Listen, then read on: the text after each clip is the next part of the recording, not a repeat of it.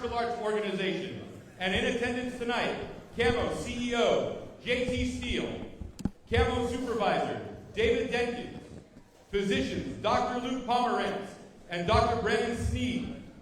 Referees and judges tonight are James Beer, John Romero, Chris Leben, Ryan the Jester Spinks, Glenn Paulson, Franklin Aguera, and tonight's timekeeper is Michelle Beers. With inspectors Gordon Owler, Roger Champa, Elizabeth LeBeau, Victoria Hernandez, Eddie Lentiga, and Tyler Marquez. Now, if you'll all please rise for our national anthem as vocalist Asha Monet will be leading us.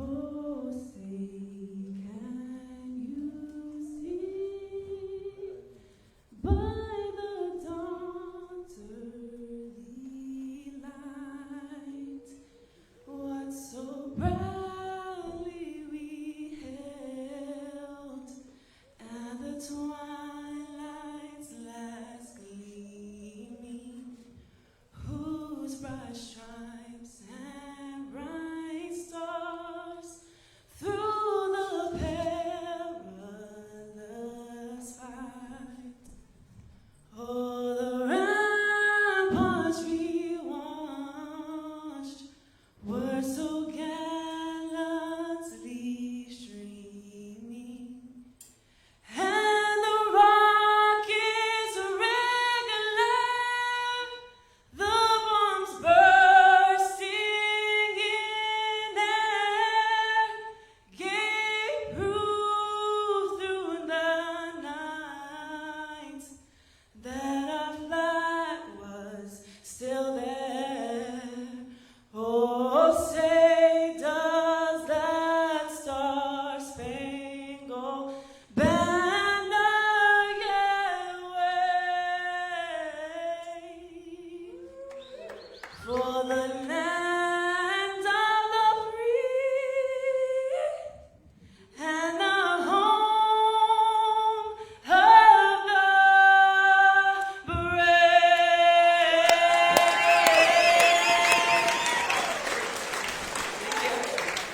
Wow, what a night. Ladies and gentlemen, welcome to Epic 44 here at the Four Points Sheraton in beautiful San Diego, California. As always, it's Danny Moe, and to my left is the one and only Joey Beltran. What's going on, Joey? You know, life is good right now. No complaints coming out of me. I'm really excited tonight. We have 12. I'm expecting action-packed fights. We Introducing got our a first lot of fighter debuts tonight, on the card. in the red We got corner, a lot of schools that I'm Tony familiar Salas. with, a lot of schools that I don't know about. So I'm open to be surprised with a lot of good action tonight. And here comes the first fighter walking out. Now, as he walks out, Joey, we can't leave out the main thing with you being here. I mean, you just became the bare knuckle fighting champion, heavyweight champion. Talk to us about that. Congratulations. Thank you, man. I mean, yeah, man. What can I say? It's been an awesome ride so far, so good with the Bare Knuckle Fighting Championship. I was given an opportunity to fight against a really tough opponent in Chase Sherman, and I just basically, I went in there prepared to go through hell, and that's what I had to go through 5 rounds. 5 rounds of it, but I ended up with a nice shiny belt, so it was all worth it.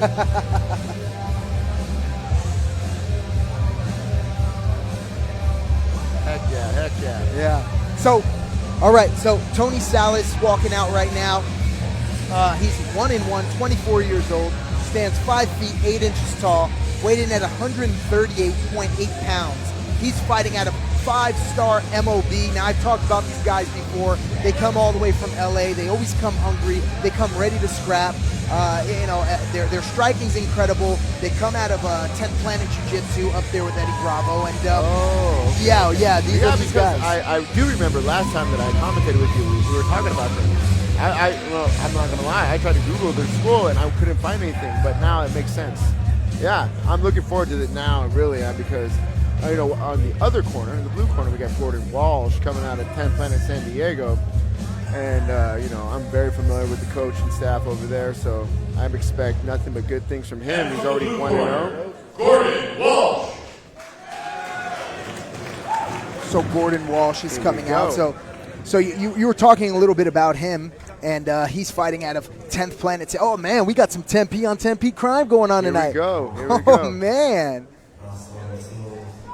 And obviously, Gordon Walsh is cornered by the one and only infamous El Hurricane Manolo.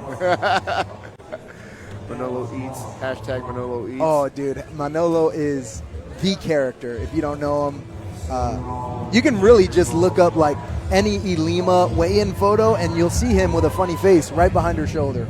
Oh, yeah. They had some good cosplay ones, too, as well. When he was the Menahune. That was my favorite. I will say this, really, really excellent song, walkout song choice by Gordon Walsh, so he's already scoring points with me on that. Nothing wrong with Mob Deep. Yeah. Mob Deep. It's going to be a great night of fights here tonight. I'm excited. I hope we're all ready for it, man. It's always an action-packed night, especially when Harvey Castellano's matching these fights. I mean, I'm definitely pleasantly surprised. I mean, you go to a couple, you can go to a couple different amateur shows in the area and just have lopsided fights, kind of fights that you scratch your head and go, all right, but that's definitely not the case. When Harvey's matching them up, so I'm expecting, like I said, it's going to be good. It's going to be good, especially this first one. We have two. It's different than when I was coming up. When I first came up, there was no options. It's like you went pro. Oh, you're going to fight in a cage? Okay, you're going to be pro. Now we have everything from the amateur system to with camo, as well as like with all the growth of the point kickboxing, the PKB competitions around the whole Southern California. So it's just a beautiful thing. It's just shows the whole growth of the sport. Contest for Epic 44 in the featherweight division. 3 2-minute rounds. Introducing first in the red corner, fighting out of 5-star Mob. He stands 5 feet 8. 5 feet 8 inches tall, 138.8 pounds, with a record of 1-1. Tony Solid. Oh man, here we go. And his opponent in the blue corner, fighting out of 10th Planet San Diego. He stands 6 feet 2 inches, 141.8 pounds, with a record of 1-0. Gordon Walsh. Both the fighters definitely look focused. They definitely have, the eye of the tiger, if you will. They're definitely focused, laser, ready to rock and roll. Here we go.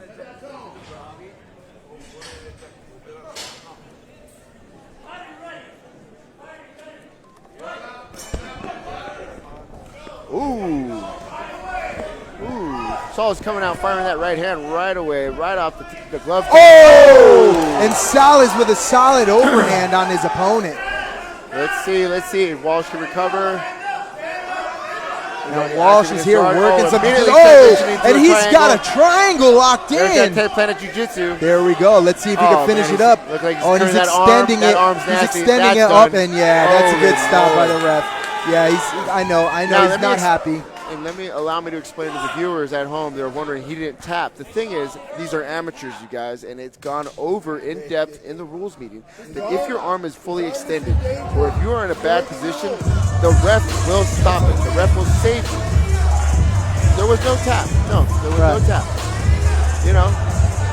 Yeah, I mean, those of you, as you were saying, there is no tap, but they do tell you in the rules meeting. Absolutely. This isn't a pro bout. These are amateur fighters. Absolutely. These fighters are 1-0 and 1-1. Obviously, they're going to get in there and they want to get after it. And sometimes you're adrenaline, you think you're fine, and you're not.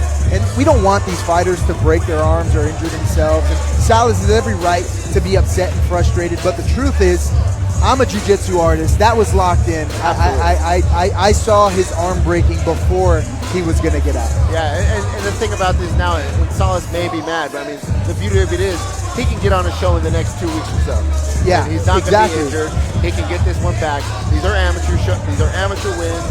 amateur wins or losses. It's not going to stick with you. You know, like I've definitely had my elbow pop more than a couple times trying to be tough. You know, and it's, you know, at the end of the day, it's really not worth it, especially when you're an amateur. Right. Salas's corner is not happy, and you know, I mean, it's intense. It's intense. You put a lot of work and effort into training for a fight, and to lose like that, it's frustrating. I completely understand how frustrating it can be, but I think that was a good call by the ref. It was a good stop. Absolutely, absolutely, 100%. Ladies and gentlemen, 100%. your winner in the very first round at a time of 28 seconds via triangle choke, Gordon Walsh. Hey, let's touch on one thing. Gordon Walsh, man, that guy has some heart because he got cracked. He did, and he kept going. He kept pushing forward. That was, I mean, regardless of the stoppage, that was an exciting fight. Absolutely. Came out swinging, and then the guy who went down ended up finishing with a solid armbar in the triangle position. I mean, what more could you ask for? I mean, you know.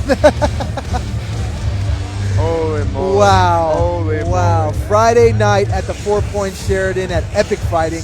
This is Epic 44. Thank you very much for tuning in. All of you at home, we're excited to get this night going. That was only fight number 1 of a 13-card fight. So 16? How much? 12? 12. Oh, I was way off. You know, up next we have the lightweights, the 155-pound weight class. Yeah, we have Paul Ham coming out of Flow Roll MMA. It's primarily a jiu-jitsu school based out of Santee. And then we have Anthony Silva coming out of Team Ironman Ultimate Training. And I will admit, I don't know much about that school. That doesn't mean it's not a good one. I just don't know about it. Well, these guys are both have one victory. Paul Ham's got a little more experience though. He's 1-2. And I know what you're saying. He's got 2 losses. I mean, that's still, you got to think about it. That's 3 times that he's gone through the process. He's gone through the nerves. And he's gone through the whole show, if you will. Right. A lot of times in the beginning, you're not fighting your opponent, you're fighting the show, you're fighting the event. Right. I mean, because it takes some time to adjust to what fighting is and what fighting is about. And that's what this event is. It gets you ready for that pro event. It gets you the experience that you need. Absolutely.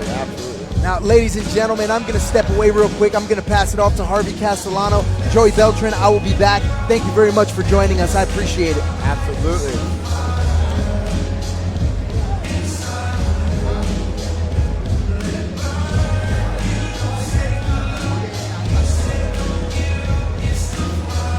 Here we go, Paul Ham. Once again, represent Flow Roll MMA. 29 years old, 5'8", weighed in at 143. It's pretty light for the lightweight weight class. He's actually given up about 10 pounds. So we'll see if that has any play. Once again, Paul Ham's a little more experienced. He's got 1 win and 2 losses.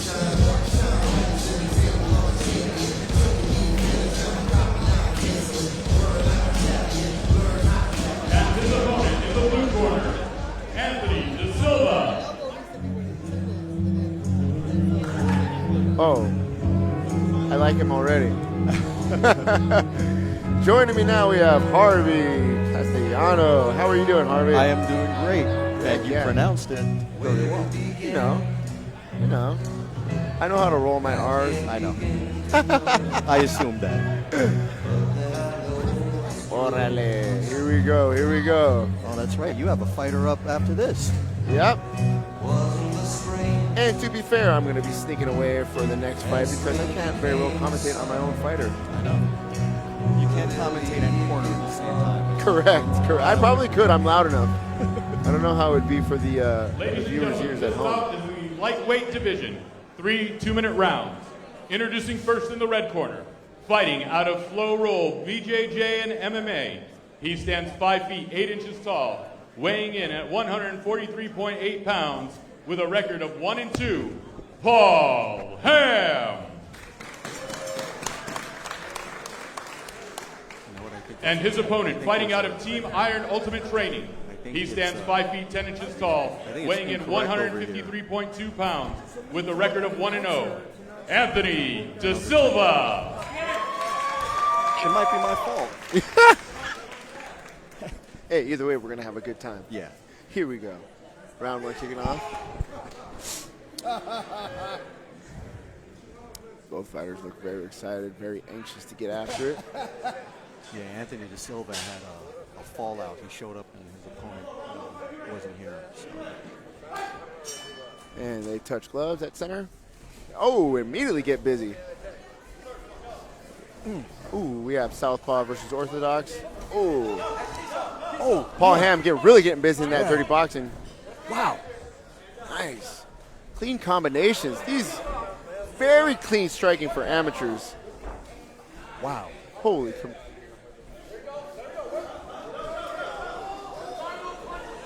Just when you think it looks like Anthony's getting kind of dazed or kind of out of it, he's firing back. Nice tight combination still. He's not flinging them from his hips. They are coming out smooth. They are coming out tight. Oh, drops in for a shot, ends up with a tie-up. Nice takedown. That's really going to slow down the pace.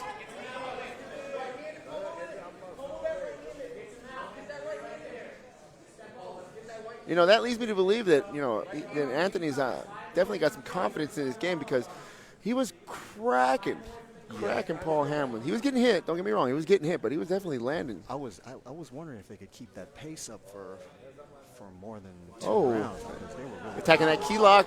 Right, Oh. easy half. Nice, nice, nice. Seen some well-rounded MMA so far, so good. Somebody bleeding already? I see you on the ground.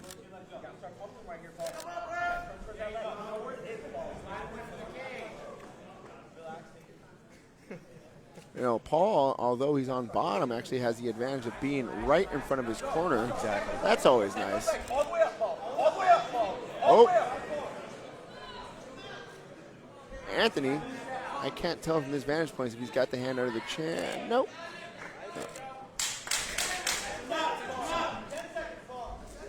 10 seconds. You know, that's the beauty, you know, that's the blessing and the curse of these amateur rounds. I mean, those 2 minutes, they can fly right by. Exactly. Well, they do the 2 minutes in camo for your first 3 fights, and both fighters have to have 3 or more fights in order for it to go no shins and 3-minute rounds. Awesome.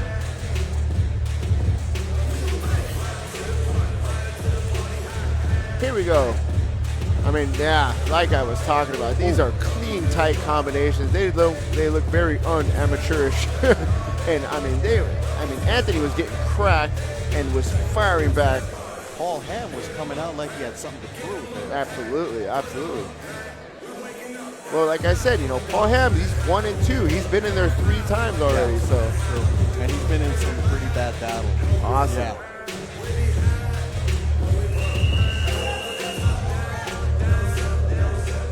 Yeah, so excuse me to use the cliche, this is definitely not his first rodeo. He knows what the job requires. He's coming out firing. Yeah, these are 2 guys who do some serious training. There's some real fighters over here. Here we go. Oh! That might have been a slip on some sweat or blood. Yeah. Let's work back up. Come on, Paul. Let's work right back up.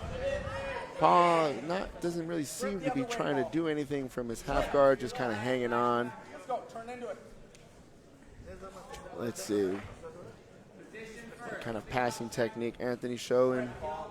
Or if he's just content to just stay there and maintain. Oh! I thought he would have gone for a Kimura right there, but he transitions to just a control position on top.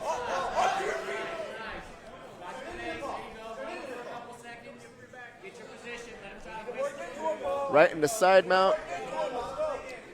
And like I said, blessing and the curse of the 2-minute rounds. I mean, Anthony could just hang out here and pound away and steal another round. That is true. Almost out. Transition to the back. Gave up his back. Quick Oh, transition. Very nicely done. Wow. Very nicely done. Doesn't seem to have it, but he's still. That arm is dangerous. Oh, he might be able to get it. Does he have it? No, he shouldn't be able to get it from right there. Here we go. Watch that now. Break that hand. Don't let him get that other one.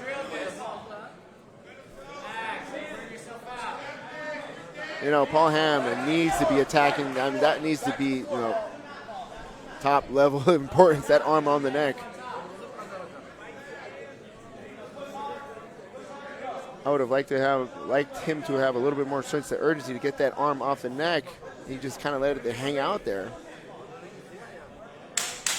Here we go, 10 seconds. Yeah, the 10 second.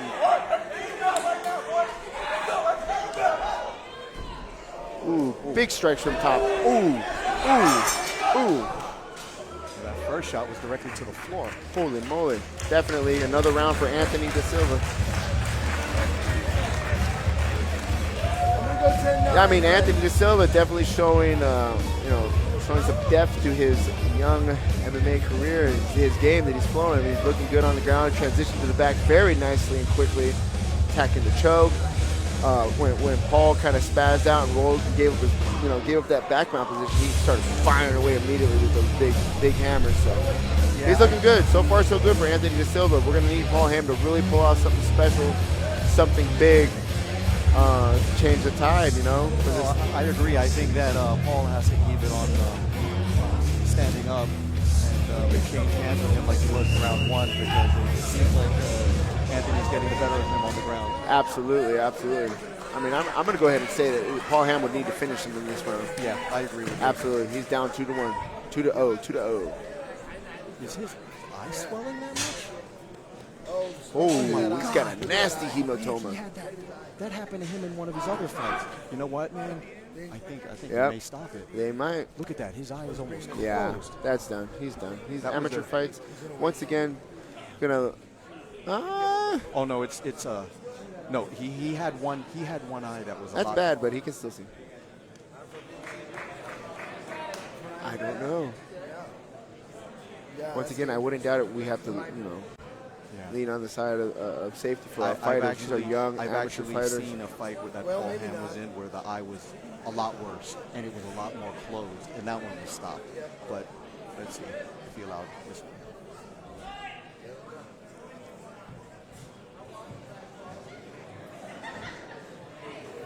And the fight is called. Hey, you know what? It's about the safety. Absolutely. At this level, we don't want to see. And with that, viewers, I'm going to slide away. I got to go corner my fighter. Derek, you can get the next fight. All right.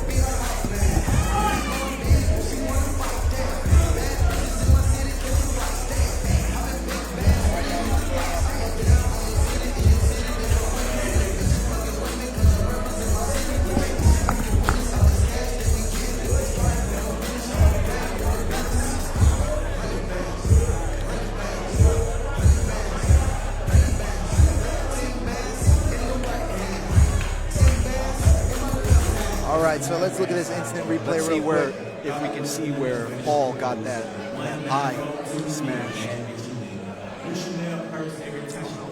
His eye is really blowing up like that. Yeah, that's all right.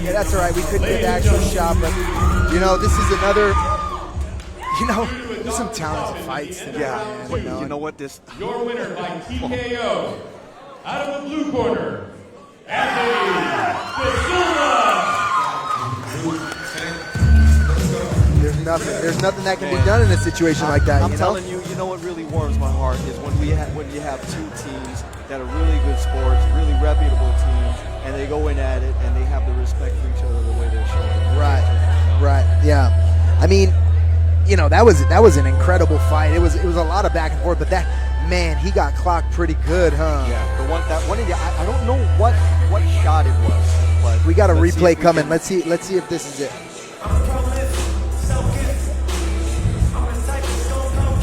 Okay, his eye is fine over here. It's probably on the ground. So now as he turns.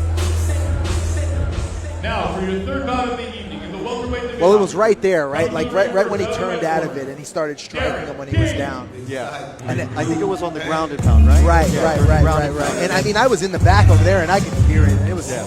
Well, the first shot that he actually made hit the floor. Oh, okay. And it was really loud. Oh, okay. But then everything after that, he made contact, and I think it was an opening that he got when he was in the ground that clocked his eye. The funny thing was, another one of Paul Ham's previous losses was the exact same thing. Right. One of his eyes Was it the closed. same eye? It might be, but it was a lot worse than that one. Oh, man. I don't remember it getting much worse than that, but that's... Oh, no. Believe me, it was a lot yeah. worse. So right now, I want to talk about this guy, Derek King, fighting out of 10th Planet Oceanside. Yeah.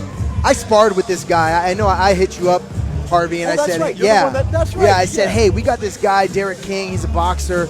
Yeah. Pretty legit, pretty legit. And I think he can be something special. And we didn't get him his first debut here at Epic. No, I did, but I got him on You got him on a Orange different, County. right, in Orange County. I matched him actually on a Roy Engelbert show at Orange County, right by Disneyland.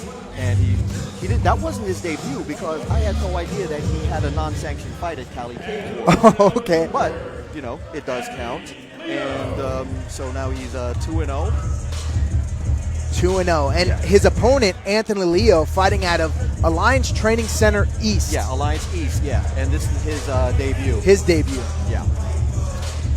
And it's great because I saw him as a new account on the Camo page, and I got the coach right away, and he said, yep, you can have him. Yeah, that's awesome. Man, it's so funny. MMA is such a small community. A lot of these guys, they look familiar to me. I'm pretty sure I've rolled with this guy more than once. Oh, of course. Of course. Have you trained with any of the Alliance people? I might have cross-trained with them. I've never actually gone to Alliance and trained down there. But I've definitely cross-trained. The Alliance Training Center East is by Luke Falkersack and Jeff Peterson. They're the two head coaches over there, and they're the guys that make the decisions on who shows up in the Epic Fighting Cage. Right. As opposed to Alliance Training Center, the one in Chula Vista. Oh, okay. Yeah, so how does it work for the one in Chula Vista? Oh, it's completely separate. Right. Like nobody at Alliance East makes any decision about an alliance. Got it. I have got to go it. through two different people. All this bout is 3 2-minute rounds. Introducing first, out of the red corner, fighting out of 10th Planet Oceanside. He stands 5 feet 8 inches and an even 170 pounds with a record of 2-0. Derek King.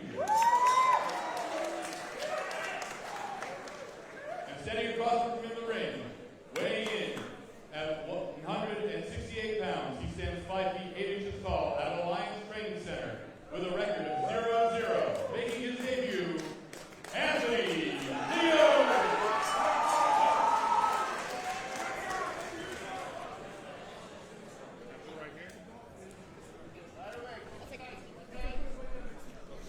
All right, we have referee Ryan Spink, Ryan the Jester Spink.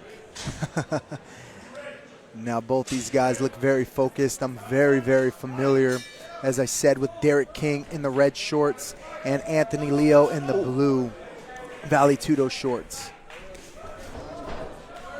Derek doing a good job putting pressure forward. Good knee by Anthony.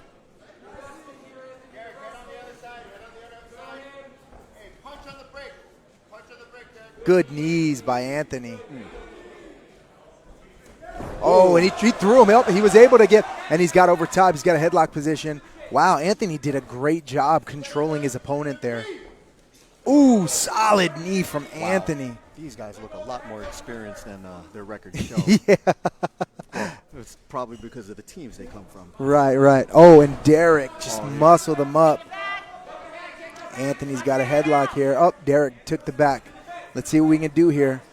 Derek did a good job sucking him back down. Let's see if he gets his hooks in here. He's got one hook. He's got one hook. Derek might be a little bit too high here. Might be a little bit too high. Anthony might be able to shake him off, but we'll see. See, a lot of people make the mistake here when you start getting high. You feel like you're out of it. You can actually take one hand out and post on the floor and slide your body back. Anthony doing a good job. go. Oh, Back on Derek, the feet. stand up back on the feet. And Anthony followed up immediately with a knee. Second one, boom.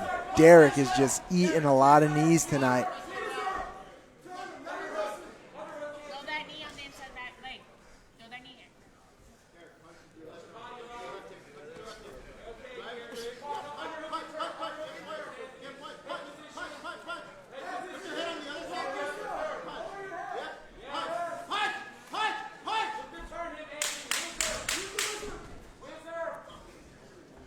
Here we go. Derek has his back again. Let's see what he's going to do here. Anthony's staying really balanced. Ooh. All right. A lot of experience in the first round, Harvey. Look at this. They have the exact same like body type. They're built, they're the exact same height, and they were what? Like a pound apart. 1.2 pounds apart. Yeah, they are same exact height. Right? Same build. They have the same damn hair too. I think if they didn't have tattoos, it would look like a freaking. It looked like a video game when you both choose the same character. Yeah.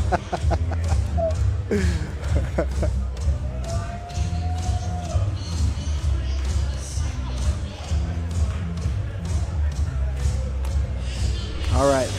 Let's see what we got coming up here.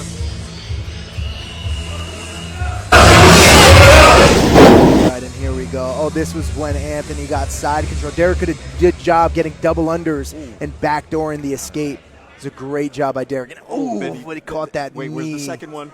Dude, yeah. Oh, he took both of those like a champ. Yeah, he did. I think Anthony took it to him that first round. I'd like to see what Derek does to adjust here in round 2.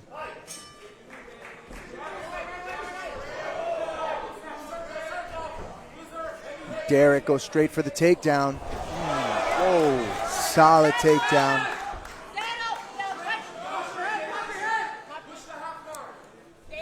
Now his corner's telling Derek to settle, because sometimes you move too quick. And sure enough, Anthony did a good job reversing it here. Now Anthony has the headlock and a knee. Derek exchanging punches with Anthony. Once again, those of you watching at home, Derek is in the red shorts. Anthony is in the blue Valley Tudo shorts. Derek with another takedown. Those takedowns, that says a lot when you can take a guy down like that at will. That's the second takedown Anthony has not defended. And here we go. Derek looks like he's looking for a guillotine here. Let's see. He might have something locked in here. Let's see what he can do. And Anthony's out of the guillotine.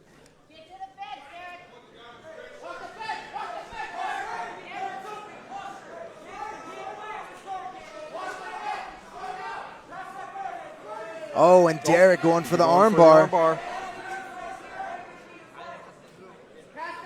Anthony doing a good job defending it. Doing a very good job defending it, but let's see what happens here. Oh, he might be able to lock it out. He's got to turn. Oh, he might be able to extend this arm. Oh, and he might have that locked. He needs to get his leg back in front of his head. No, he's out. Is he out? Not yet. It's a battle for the head position. Yeah. So Anthony wants to get his head inside of his legs, and Derek wants his foot in front of his face. Great work by Anthony. Wow. Derek almost had that. Is Anthony going to steal this round at the end? I don't know about that. I don't know. I give that round to Derek. Yeah. I think Derek was a lot more active. He took him down twice. Anthony did get back up, but that's interesting because the first round we saw Derek came out and Derek was almost in a pummel game, and he was losing the pummel game to the knees. And instead he came out swinging, changed levels, and went to the takedown, and he hit 2 takedowns back to back. So I wonder if that's the adjustment that his corner told him was, hey, you need to set up the takedowns. Don't play the clinch game with this guy because he's killing you with the knees. Right. Because that's what it looks like Derek actually did to me. Anthony Leo has Leon Schlamoon, who's another epic fighter from Alliance Training East in his corner.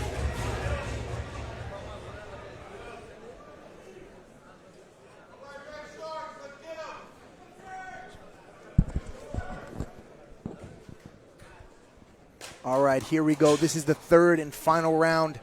I want to see what these fighters do here.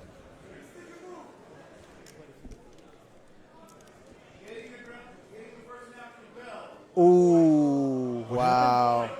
What did he do? So at the end of the last round, Anthony actually hit Derek after the bell was done.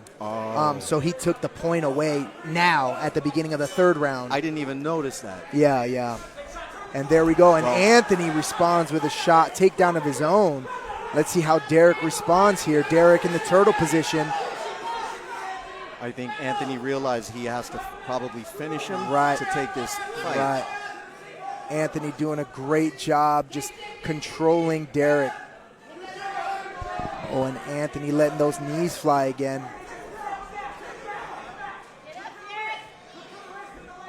Anthony took Derek down again. Now we're 2 takedowns for Anthony in the third round. Yeah, I think that Anthony realized he may be down 3-0 right now because of losing that point. And if he lost the first 2, he's down 3-0. He has to finish him in order to win.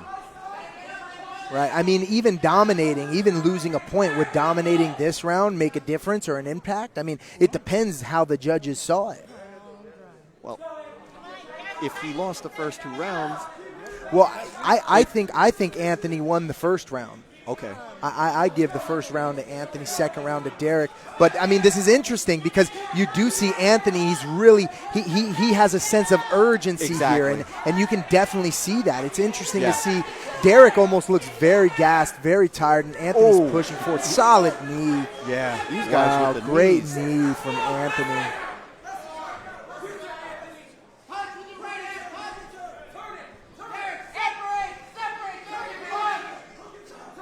Ooh, solid knees. Anthony just keeps throwing those knees, and Derek doesn't really have a response. Derek keeps wanting to work the takedown. Yeah. Ooh, and here comes Anthony working some rubber guard here. This isn't a good position for Derek at all.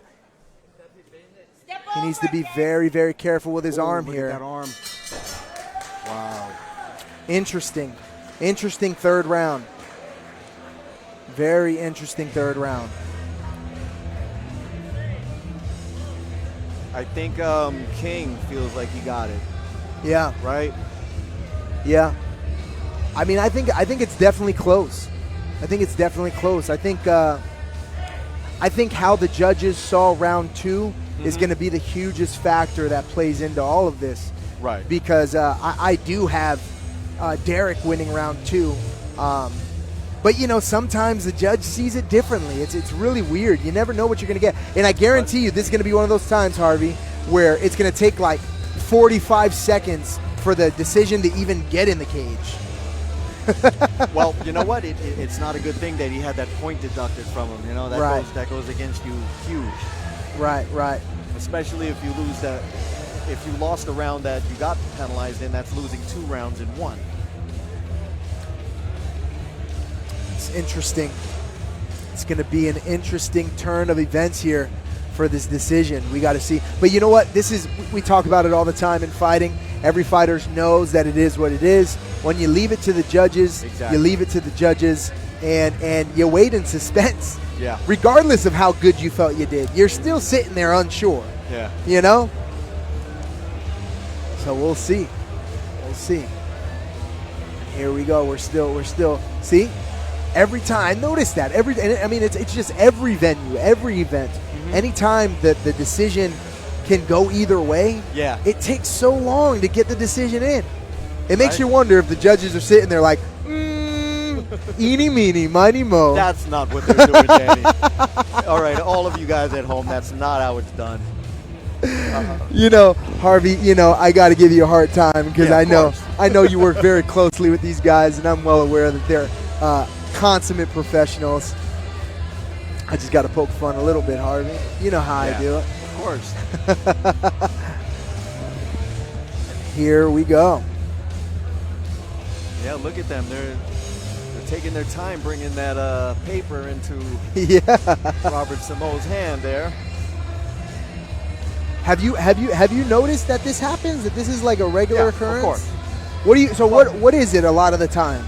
Well, they have to make sure that they add it right because you're throwing in there the deduction of that 1 point, and they want to take their time and make sure that they don't make a mistake because the worst thing that can happen is you give the announcer the wrong information. Yeah. And I've actually been at a show where they gave the announcer the wrong information. I remember that. Yeah, do you remember that? Was it one show that was done at a certain club in downtown San Diego? That's exactly okay. it. Okay, so you were there. Yeah, and then, okay. So, ladies and gentlemen, here we are. We're waiting for the decision.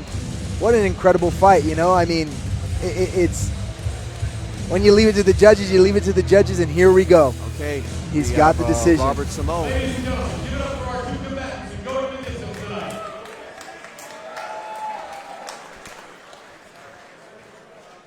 The results are in, and Judge Chris Levin scores it 29-28 for King. Wow. But Judge Levin is overturned by Judge Aguirre and Judge Paulson. 29-29 and 28-28 and 20-28 for a majority draw. What? Wow. How That's did that become interesting. Okay, that's why it took long. Right. So it's But a, I'd like it's to a see the majority math on draw. how that came. A 28-28, a 29-28, and then something else. I honestly have no idea how this would come up. So Not okay, that- so if it was, so let's do this real quick, right? So if it was 29-28 one way, and then another official scored it 28-28, Right. and then the third official scored it 28-29 the other way, then that's a right. dead draw. Yeah, but I'd like to see how they actually scored it without the point deduction. Correct. That's where we would get, Right. you know, what really happened. So the point deduction, Right. The point actually deduction helped helped out King. King. Yeah, King, it helped him out get a draw. right. So had he not had the point deduction, he would have lost. He would have lost. Wow. Correct. Okay. Yeah. And there you go. Of course, so probably the referees, or excuse me, the judges saw it a little bit different from where we were seeing Absolutely. it. Yeah. And that's what they do. Those of you watching at home, I actually didn't learn this until I became a commentator, where the tables are actually set up a specific way around the cage in the shape of a triangle, and there's judges at each end of it. Exactly, and that's why we are sitting with this big pole right in front of us, because we're not judging the fight.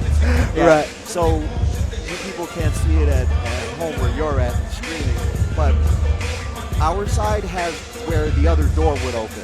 But here at Epic Fighting, we only use one door for the in and out of the fighter. You know how, like in the UFC, one Our corner next will be bout entering. takes place in the lightweight division. Introducing first, coming out of the red And corner, here we go, Ian calling the next fight Humphries. tonight. Ian Humphries.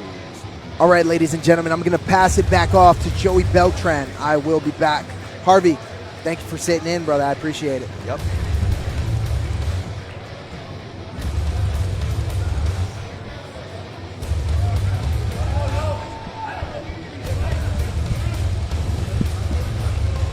That was an interesting decision, huh?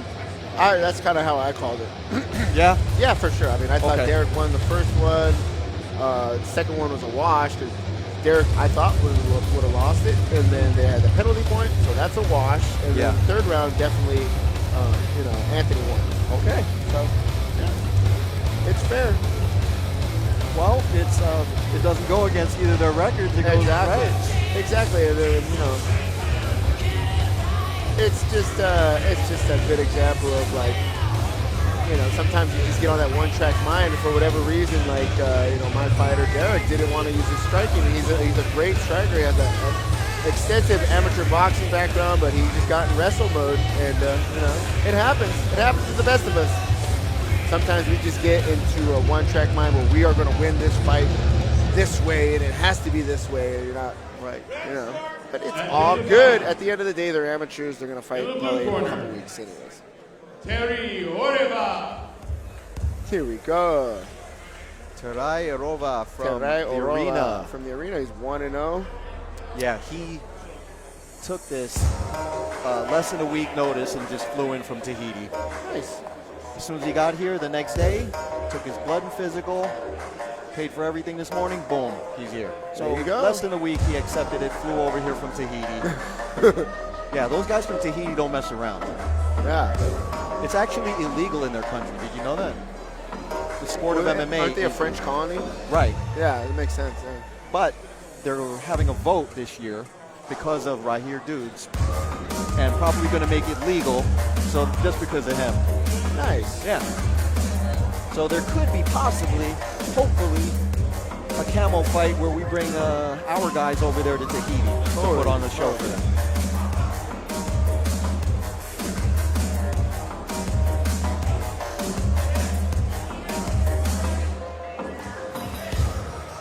You got a couple of taller gentlemen right now, especially for the lightweight. We got 5'11" and 5'10".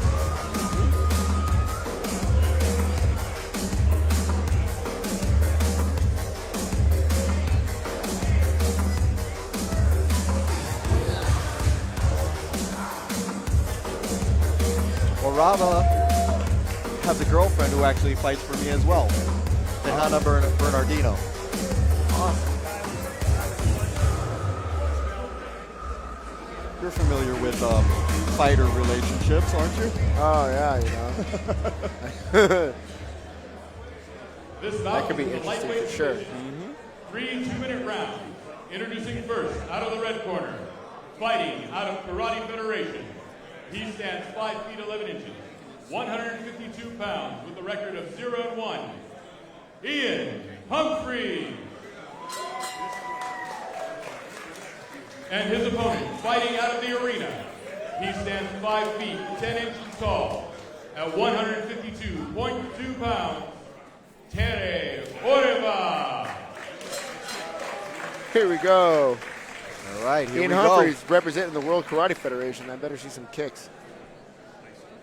You guys are the judges. Tahiti crew in the house.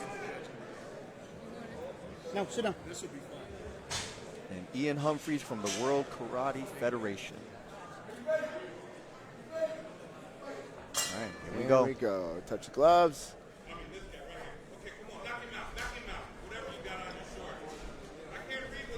Oi.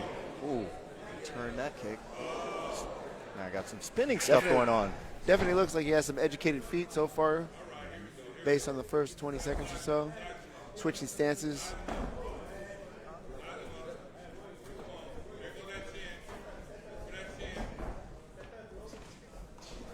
Ooh. Throwing heaters out there. What I like to see. You guys are getting after it.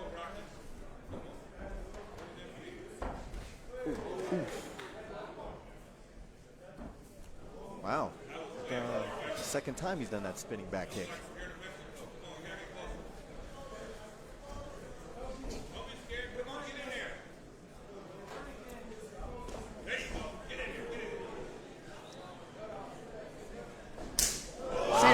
That one. Seen a lot of single strikes. I'm excited to see who makes the commitment, throws a nice solid combination, commits. Looks like they're not really setting up anything, right? Yeah, like I said, I mean, Yeah, it's all one shot, boom. Both content to fight at range right now.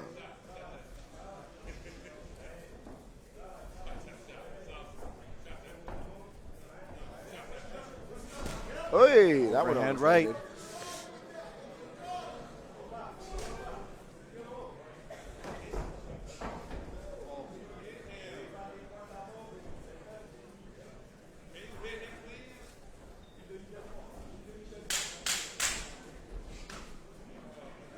Both seem pretty well evenly matched round.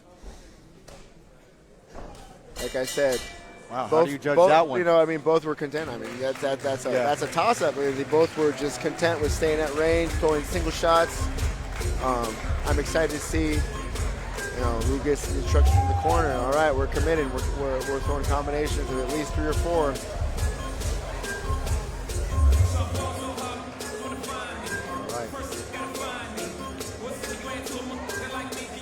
Let's see here. Here we see on the replay, one shot, boom. Right.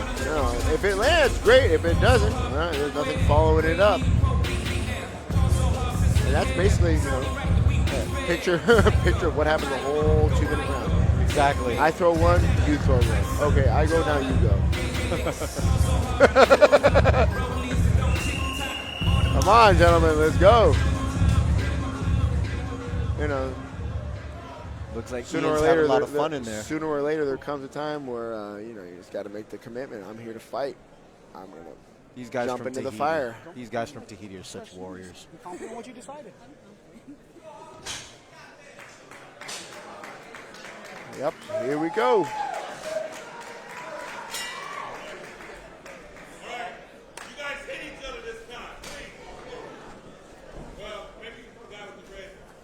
That good old. Yep, there we go. A little more combinations.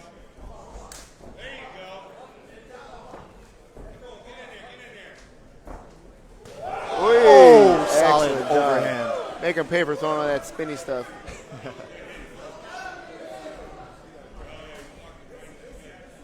I seriously doubt Nick Diaz would be a fan of Ian Humphries. He's not a fan of spinny shit. I think he's reading that overhand right because he keeps missing it by a mile. Oh, here we Trying go. to We do got our some- first grappling exchange. Yep, there we go. Tarai has him.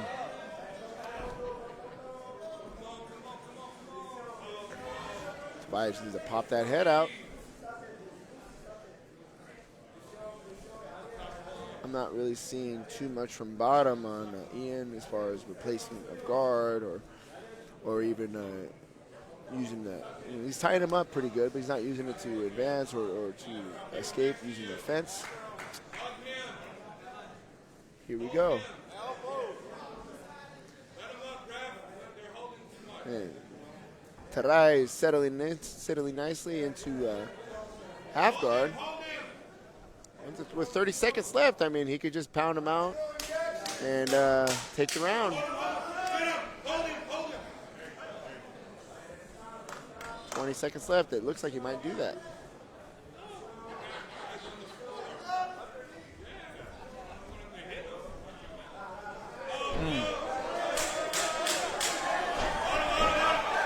It's funny, but it's not funny. But I mean, it's funny, but it's not funny because it's real life. But the karate guy looked to have no ground game as soon as they got to the ground. Yeah. Do you think that's what the game plan was when he went in there after the first round? Possibly. Yeah. Let's see a replay over here. Once again, they started off kind of the same as the first round, single shots. But That Tavai overhand right that really connected made him there. pay with that counter overhand right.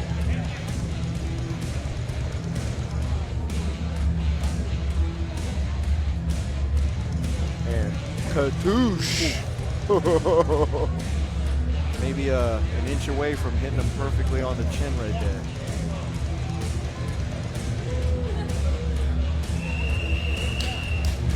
Perhaps he hit him in the wrong magic spot. We all have our own magic button, if you will. Some people it's behind the ear, some people it's right on the chin, some people it's the temple. So, we all have that button. And some people are finding out where it is on other people better than Exactly. others. Chris leaving with the start. Here we go, round 3. All right, maybe the deciding round for this fight. It could possibly, it really boils down to what the judges saw in the first round, but I'm expecting Tavai to be aggressive, come out, take it to the ground, and because that's definitely where he had a lot of success. There's that overhand right again.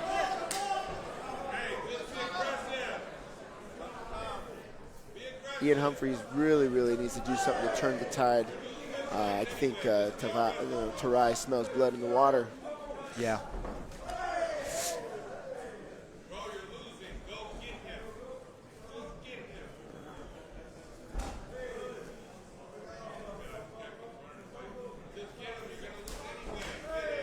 Whoosh.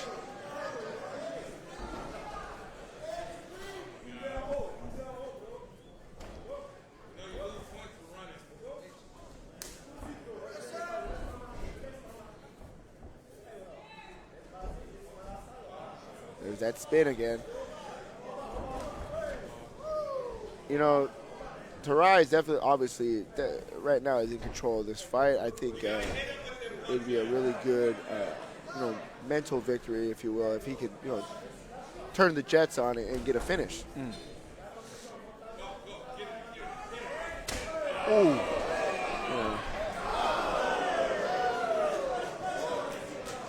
Because, I mean, to me, watching, and I have a little bit of an educated eye, to me it looks like Ian Humphries is just looking for a way out right now. And if Tavai would show him the door, he would probably take it. You think he's just trying to survive the time Yeah, in here? you know. Well, he has 20 more seconds left.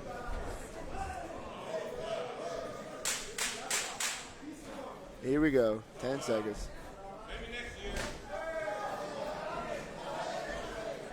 Yep, and with that, I would go ahead and go out on a limb, Yeah. and say Tarai won that decision. You know, he Very good. cracked the performance by puzzle, both if of you them. will. Let's see the replay here.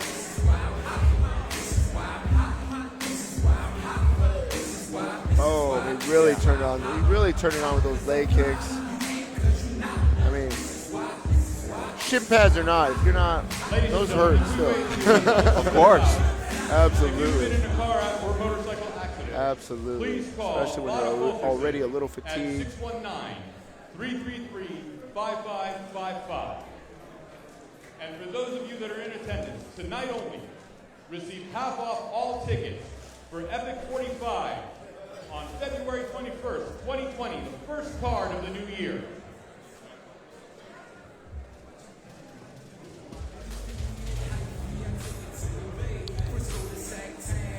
All right, here we go. Visit epicfighting.com for all your ticketing needs.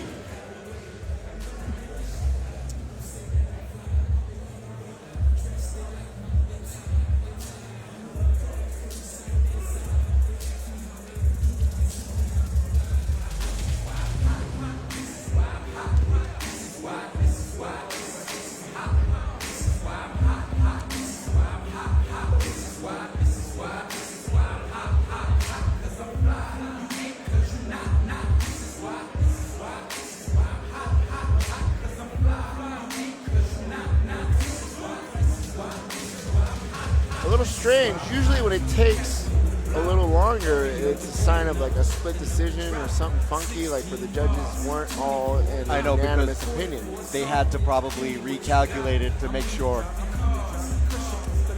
Yeah. So, let's see what happens. Okay. I here mean, to comes, me, watching it, it seemed pretty unanimous, but let's see what the judges saw. The results are in. Judge Franklin scores this fight 30-27. Judge Beard scores this fight 30-26. Judge Polson scores this fight 30-26. For your winner by unanimous decision, Tere Oreva. All right. All right. We have the Tahiti guy winning it unanimously. Coming over here in less than a week notice to take a fight. Going home victorious. Congratulations to the Tahiti Warriors and the arena. It's the first time Tarai has been in my cage, and I'm pretty sure it's not going to be the last. Absolutely. Absolutely, man. Showed a lot of good stuff out there. Okay, so here was the ending. You know, and right around here, it was pretty evident that, you know, Ian didn't really have much to offer off his back. Yeah. And I think that in combination with, you know, yeah, the actual punches that got landed, but, you know, the adrenaline dump and everything, he was pretty much toast for the third round.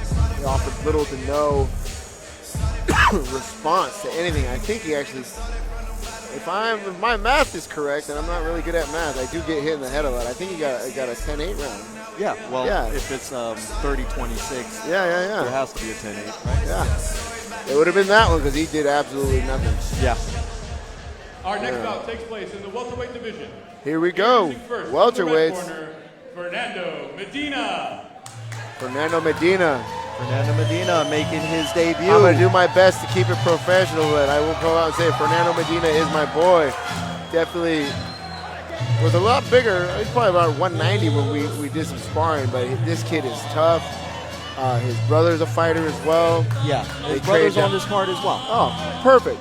You know, he trains out of the Team Perusa camp. Yeah. With one of my Muay Thai coaches, Jean X. Oh, yeah. Oh, yeah. Oh yeah. Well, then you know that he's coming from a good camp. Absolutely, absolutely. And like I said, I mean, I've trained with him personally on more than a few occasions. The kid is tough. I'm 250 pounds, and he had no problem standing in there and training with me. Okay. You know, real slick head movement. Now, granted, we were doing boxing only, so I'm interested to see what his full game, when he's, you know, when he has the leashes taken off of him, what he can unleash. Look at his age. He's only 19. Yeah, he's a baby. Yeah. He's got a hell of a lot to learn, and he's got a hell of a lot of growth Absolutely. ahead of him in his sport, especially with the right team and the right coach that he has behind him. Absolutely. You know, like I said, it's just awesome to see. I mean, the amount of growth in the sport just in the last few years, and all like the exposure to all the camo shows around, and the point kickboxing matches and the grappling tournaments, which has always been popular. The grappling tournaments, and you know, even combat jiu-jitsu. There's definitely ways to, you know, hone your craft before you actually have to jump, take that full jump and jump in the cage.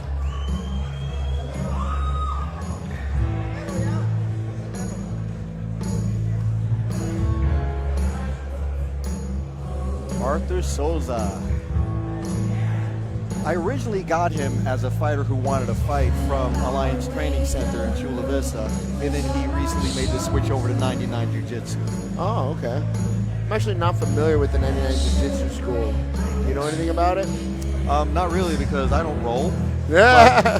I have a lot of good fighters that have come from there. Okay. And Carlos Kramer, our ring announcer, trains there quite a bit. Oh, well, And, there you go.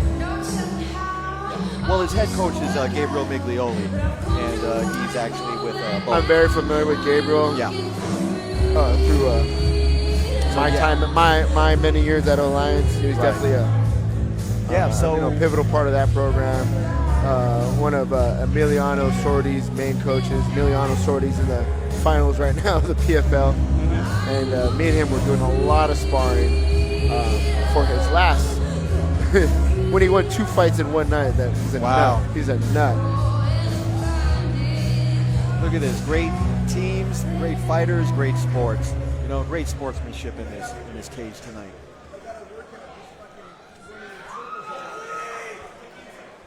San Diego, are you ready for your next bout?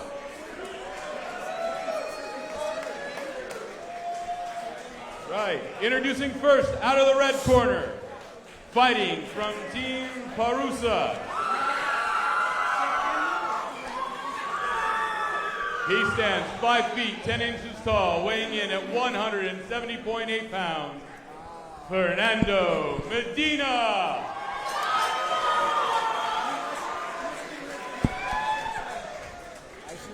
And his opponent, fighting out of the blue corner, from Team 99 Jiu-Jitsu. He stands 5 feet 9 inches tall, weighing in at 169 pounds even. Also making his debut tonight, Arthur Souza.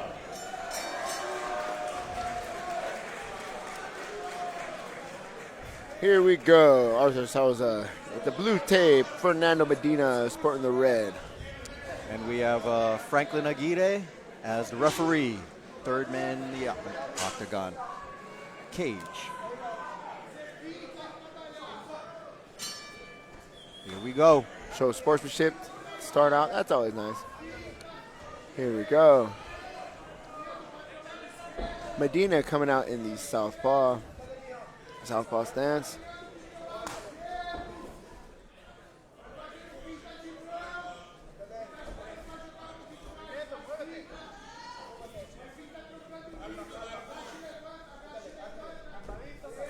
Both fighters looking to be eyeing, measuring it out, trying to find that range.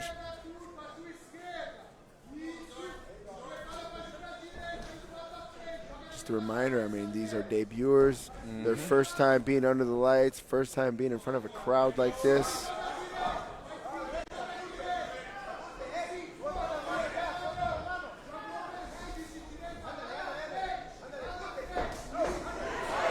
Wow, head There movement. we go. Oh, yeah.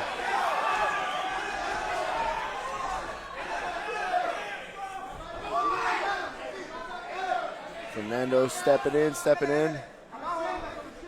Yeah, I definitely can say I remember that head movement from our sparring. He did an excellent job on it.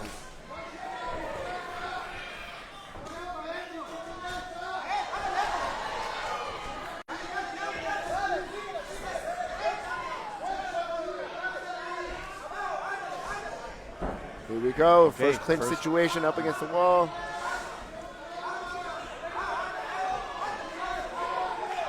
Sosa landed a nice knee before they separated. Oy. 10 seconds to go.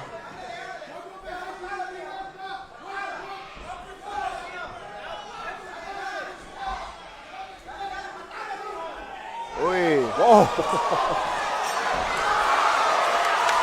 What a finish to a round. Excellent.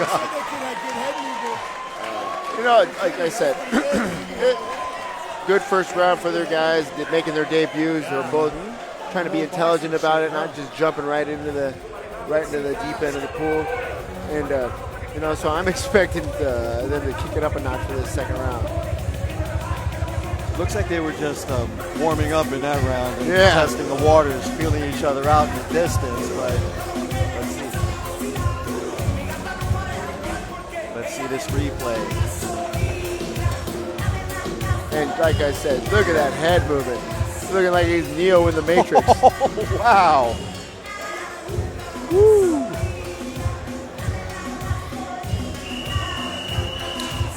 I mean, he might have dodged about 5 or 6 really, really hard punches.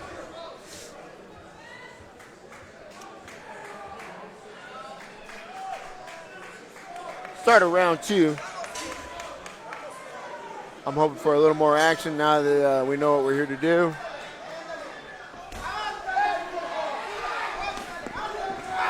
Ooh.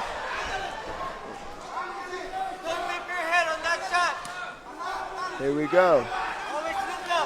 Wow. Yep, they're getting after it now.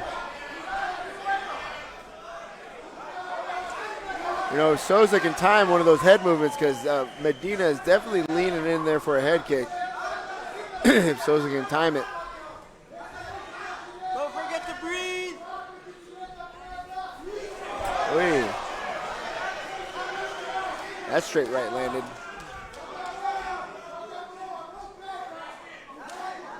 Oh, there was looked to be a low blow, but the ref did not stop it, so the action continues.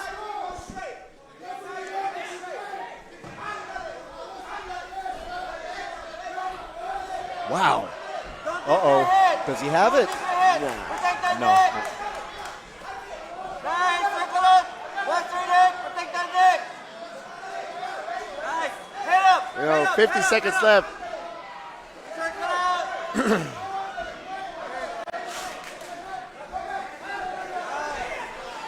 Oh, nice.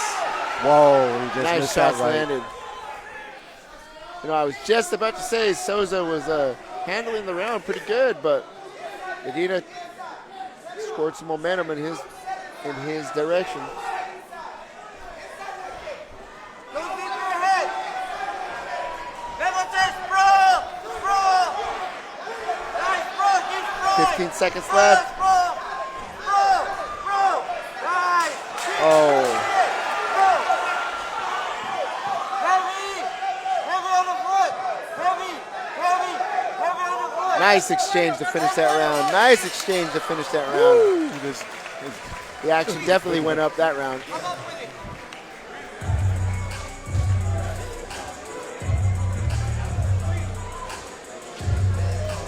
You know, I don't know.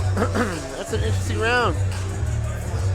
You really don't know what the judges are looking at. You always got to remember you have 3 human beings. They could have sneezed and missed a punch or something. Who knows what they were looking at though. Let's see on our replay though. Like I said, you saw Sosa come in with that nice straight right. You know, but Medina did a good job of landing some hard ones himself. Very close round. And with the lack of activity in the first round, who really knows who's got this fight? Yeah. I'm looking to see somebody do something big to step out and say, I want this fight. I want this win.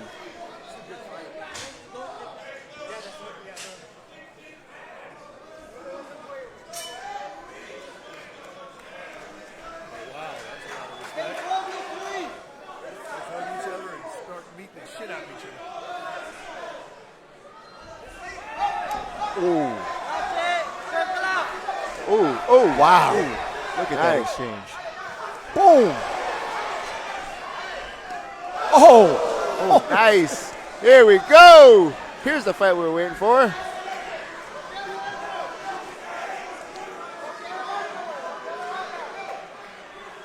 I'd like to see, I mean,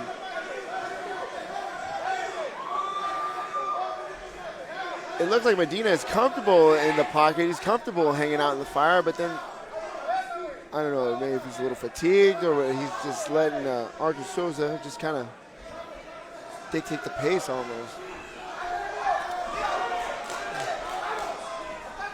Oh. Nice. Nice. Souza has a chin on him. Oh, yeah, man. These guys are warriors for sure.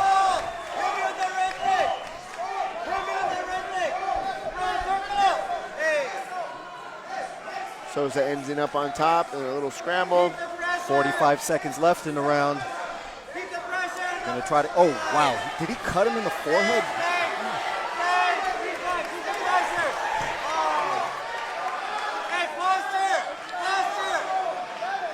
Medina just needs to be wary of those hips. If he feels those hips opening up, Souza could be spinning for an armbar. But Medina needs to finish big. He needs to finish big right here. He Some needs heavy to figure strikes out outside. something with only 20 seconds left here. I mean, being in this position, I think that's the biggest, the biggest difference between professional and amateur is no elbows. Exactly. 'Cause if I was in that position, I'd be dropping elbows, but we can't. It's all good. And that's What a fine. fight. Excellent fight. Still don't really know. It's another toss-up. It's another toss-up. Let's see On the this replay, here. we see some of this slick head movement. Whoop. And Bam. Yeah. Right there with that left.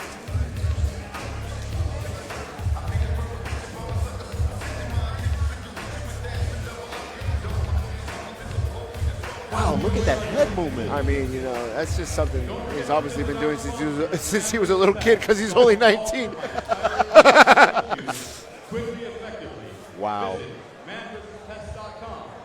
Also, don't forget. And when I went all to tickets purchased meet tonight Jonic yesterday at the gym, myepicfighting.com. he's like, after this For the fight, February I want him as 31st, active as possible. are half He off. really wants him to just get in there and keep fighting and fighting. That's the Muay Thai style, Oh, yeah. right?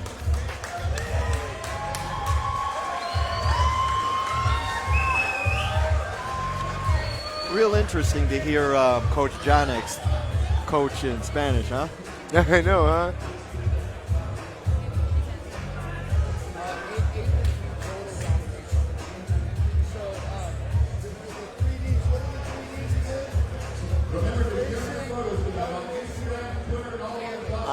Once again, another very close fight.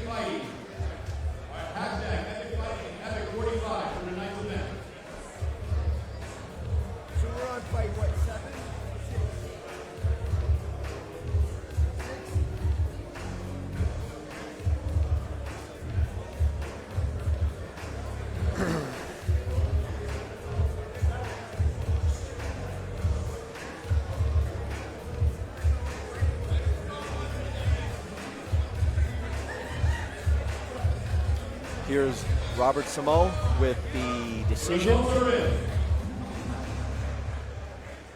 Judge Pierce scores this fight 30-27. Judge Romero scores this fight 29-28. And Judge Paulson scores this fight 29-28. For your winner, out of the red corner, Holy moly. Unanimous decision. Medina.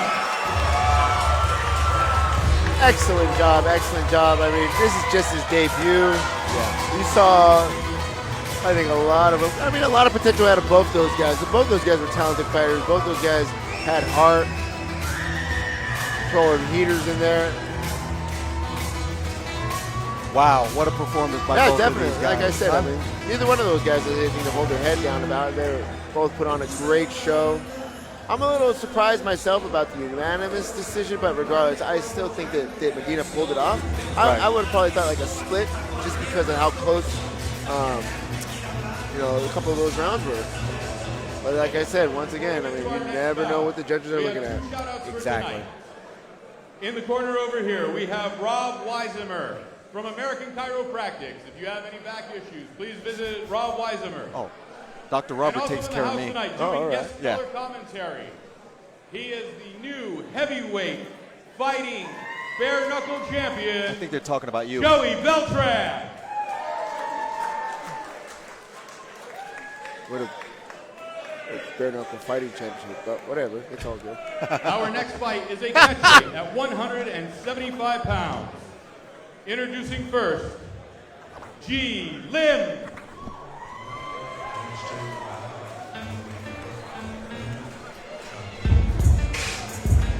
Here we go, G Lim. G. Lim, he actually didn't have a place to train, and when he gave me his geographical location, I gave him to Coastal Combat, and he's just joined their team. Awesome. Coastal Combat is a very high-level technical Oh, spot. absolutely, absolutely. I'm very familiar with their coaches. Done a lot of training with them over the years. Jordan Herring and Yeah. Jake Hasselgrave. They're just good dudes on top of just being really, really high-level Muay Thai practitioners. But, like you said, he just joined the team, so who's to say that G Lim's not like some crazy wrestler from Nebraska or something like that? I mean, I don't know. You never know. You never know these days.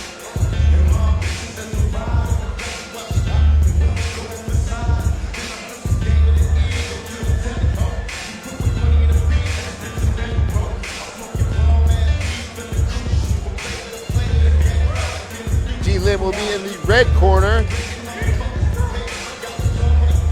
This is a catchweight bout of 175. G Lim's got a 1-0 And his record, opponent from the blue corner, making his and way to Chris the ring right now, Witlowski has an 0-1 record. Witlowski.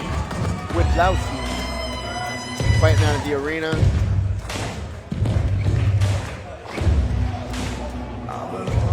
Have him hold on. Hey, Beers. Hold this. Trying to push the board back in. It slipped out.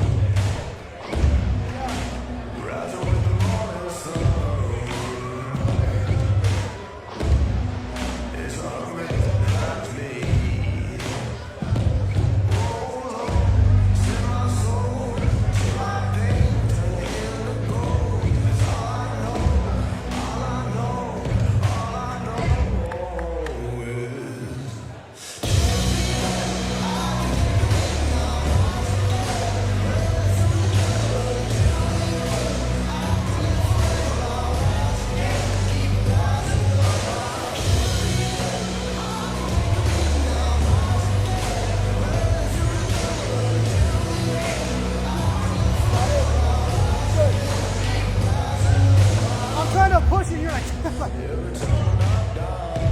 yeah, it slipped out. He's standing on top of it. He's trying to push it in. Yeah, I'll put it back in.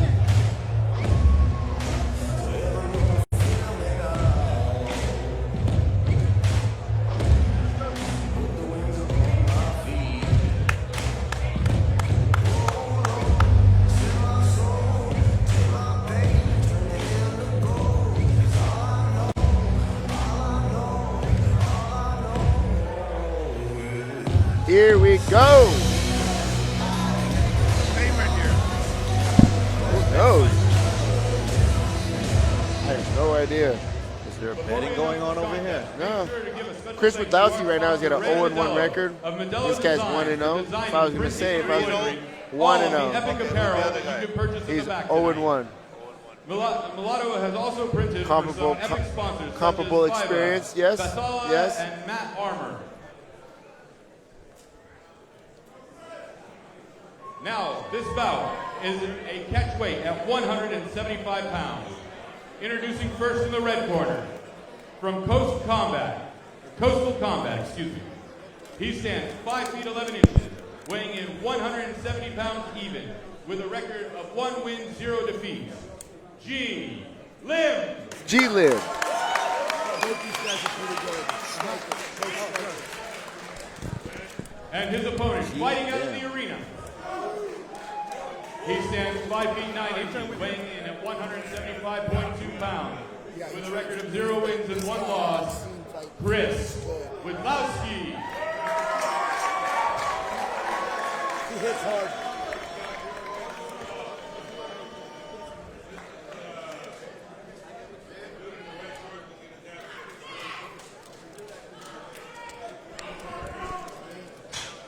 Here we go. All right. Referee James Spears in there. And here we go. Whoa!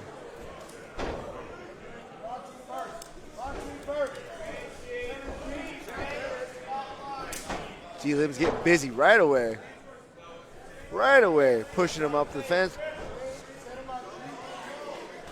Claiming center of the cage. Oh, wow.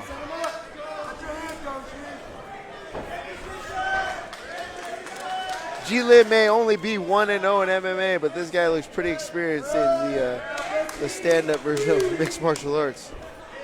He's getting after it. Oosh.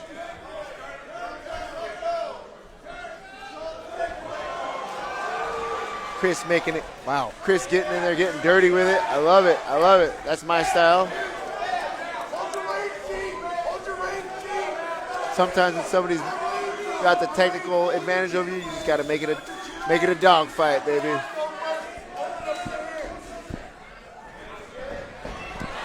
Oh. Oh. Oh, no. I love it. You got, That's what I like. man. Here we go, baby. Here we go. Like I said, G looks like he had the technical advantage over him. Chris just said, you know what? Now we're going to get in a fist fight.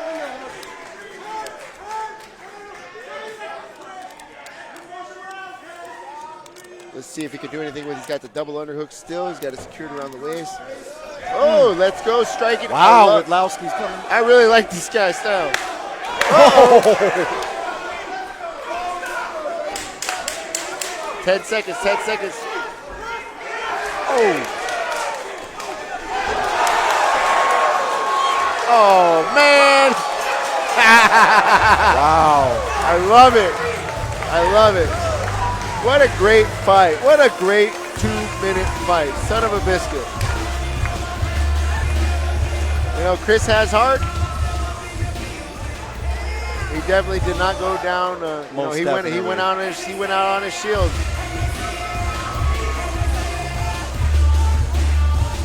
That was a great fight.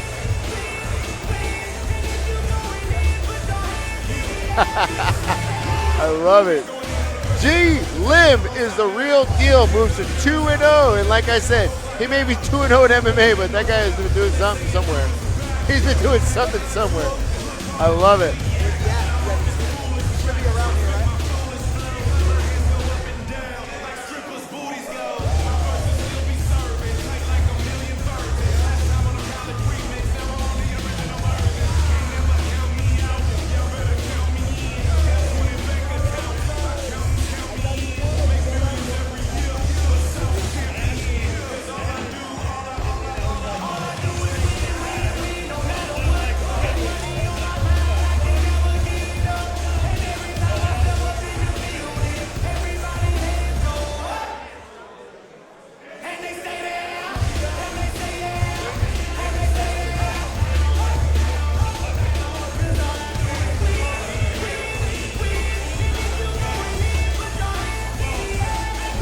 What an excellent, action-packed 2-minute fight. Holy smokes.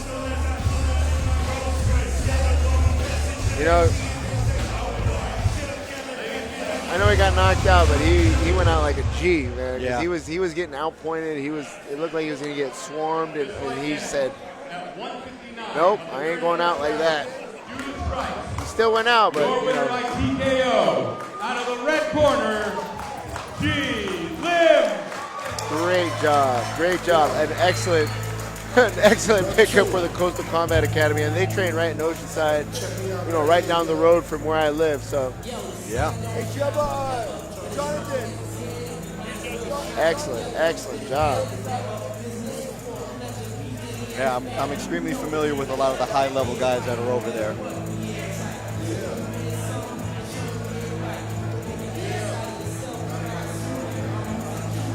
That's the beauty about the Combat Sports Academy, Combat Sports community in San Diego. Basically, I mean, if you're not a dick, like everybody's cool, And that's the thing. If you are a dick, well then the word will spread real quick. Real quick. Exactly. Yeah, I've heard about that before. Absolutely. I mean, I have such knowledge about all the schools in the area because I cross train all over the place. It's beautiful. 2-minute round. Beautiful community. Introducing first out of the red corner, Manuel Medina. Manuel Medina is The brother. The brother. He's 20 years old, so he's a kid too. Yes, he's a year older, but he's only a 125er. Yeah. It's crazy. When I think about what I was doing when I was 20. Damn sure wasn't training.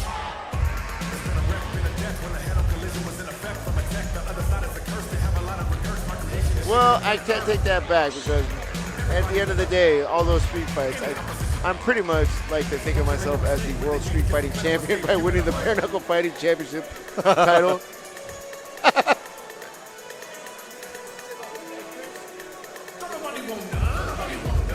Once again, we can repeat all the stuff that we said about his brother. He's come from an excellent school, excellent coach, And John his X. opponent, from the Been blue around corner, forever. Enrique Montalvo. Enrique Montalvo is coming out of One Legacy Training Center.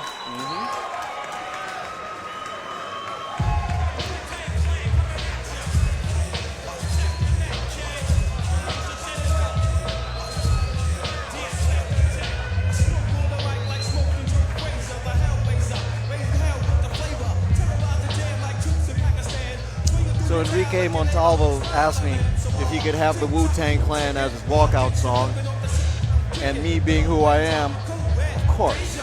Why? The question is, why not? Exactly. Yeah, absolutely. Man. If you know how to pick a good walkout song, I'm impressed.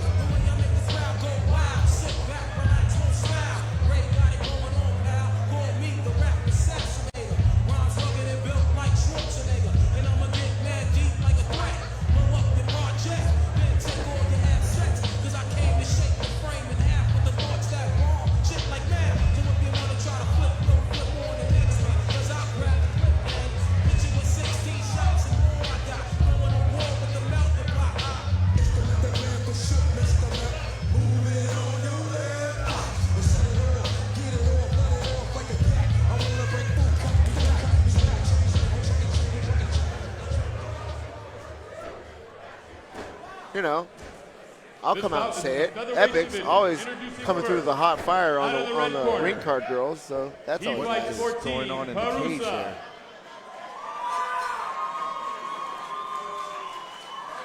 He stands 5 feet 6 inches tall, weighing in at 124.6 pounds. Making his debut, Manuel Medina. That's just the pad. You can step on it. That's just the pad. And his opponent, fighting out of One Legacy Training Center. He stands 5 feet 9 inches tall, weighing in at 124.4 pounds, with a record of 0-1. Enrique Montalvo. All right.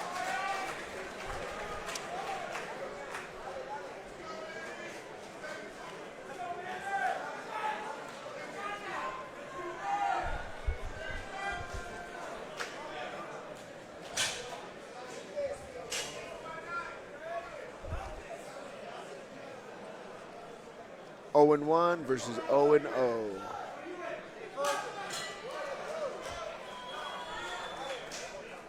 Enrique in the blue, or black with blue tape. We got Manuel Medina in the red.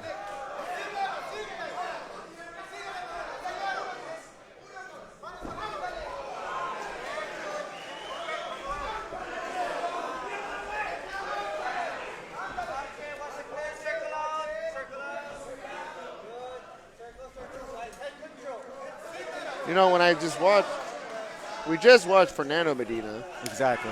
And now we're looking at his older brother, only by 1 year, 20 years old. But a lot smaller. Yeah, definitely a lot smaller. It just makes me wonder, like, what happens when they get in arguments at the house?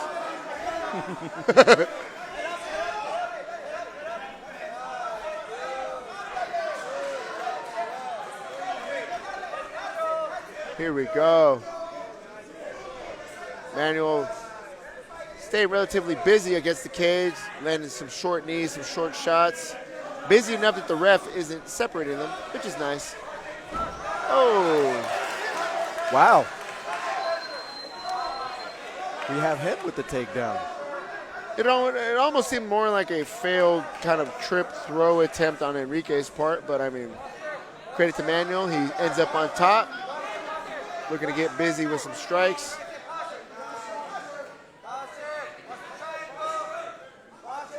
Ooh, nice one, nice one.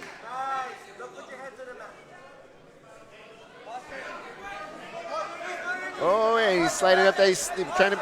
Enrique's being real sneaky with that guard. Real.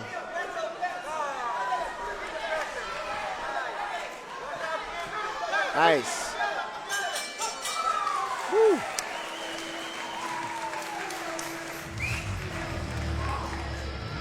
You know, in my opinion, that was just one bad move on Enrique's part. Like I said, it looked like a failed trip / throw attempt on his part, and he ended up on bottom, taking some shots.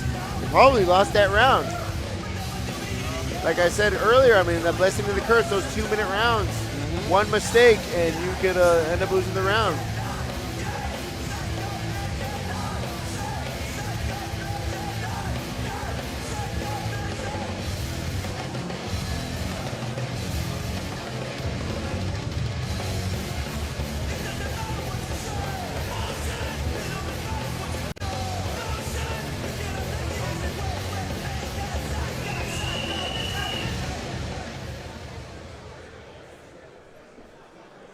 Here we go. Round 2 is about to kick off.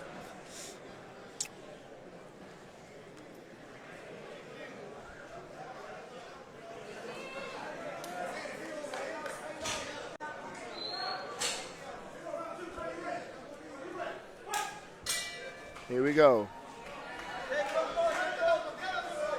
While I do think Manuel won the round, there wasn't a lot of damage inflicted, so still plenty of time for Enrique to turn this around.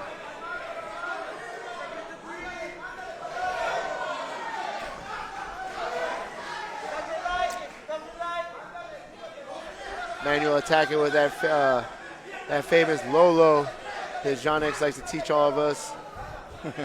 I think made the most famous by Jeremy Stevens in the Gilbert Melendez fight, where he just absolutely butchered his leg.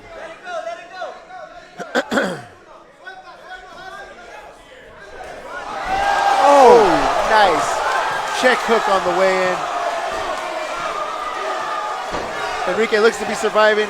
He's got heart. He's fighting.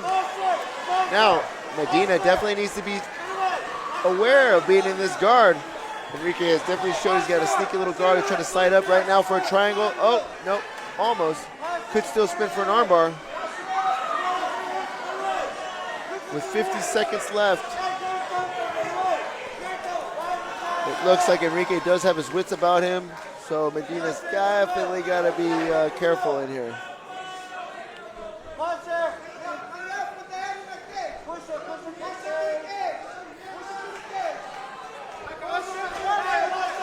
Yep. You see those legs? He's definitely got an active guard. Ooh,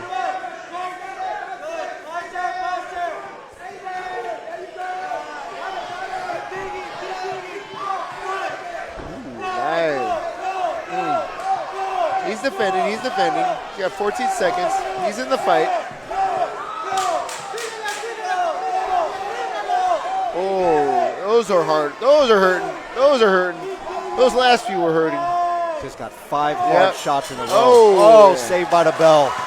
Yeah. Wow, I didn't think he was going to survive that round. Enrique was doing a great job of keeping his feet in play.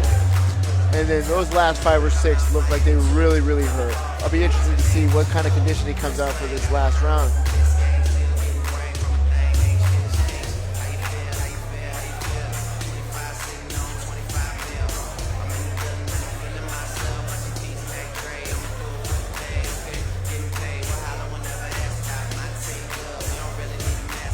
Let's check the replay here.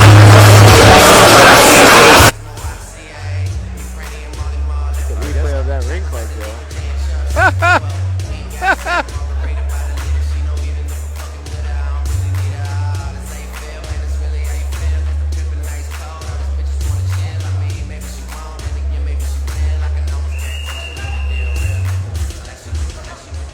Here we go. Round 3. Can Manuel hit the gas pedal, pick up right where he left off? Because, and I think Enriquez still might be a little dazed. I don't think 1 minute was long enough to get his wits about him.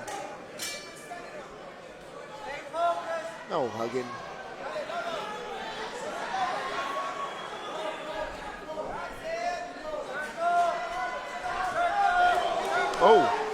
Oh, Enrique's still chucking him. Oh! We still have a dog in this fight.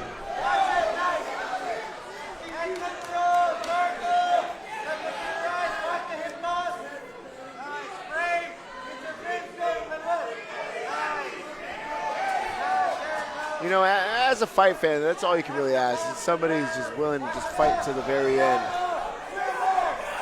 You know, he's probably down 2 rounds to 0. He's just coming out. He's putting his all into it. Exactly. Even right now, he's on his back, and he's trying to find a way to fight, stay in the fight. Oh, but it might be all but over. Yeah. wow. Manuel Medina with a TKO victory. Wow, he went down. You know, I think that right before that, you saw his jelly leg. He was out, and it just took like one more shot to finish him. Let's check out the replay here. Yep. He was. I think he was already out. Was, all but academic at that point. Yeah. Son of a biscuit, man. You know, as somebody who's definitely been on the losing end of fights, you put your heart and soul in. I just can't help to feel for those guys. I mean, it's not like he was fighting. He was fighting all the way to the very end. Manuel Medina was just a little bit better tonight. Let's check this replay again. There you go. Boom. Boom, boom, boom. Nice uppercut right there. Yeah. Yeah. Clean combination to finish him off at the end. Clean combination. Like I said before, we had an excellent job by Fernando Medina, the little brother, older brother, who's a 125er. Probably means he might have a little bit of a little man complex. There could probably be some pretty heated arguments in that house. Yeah.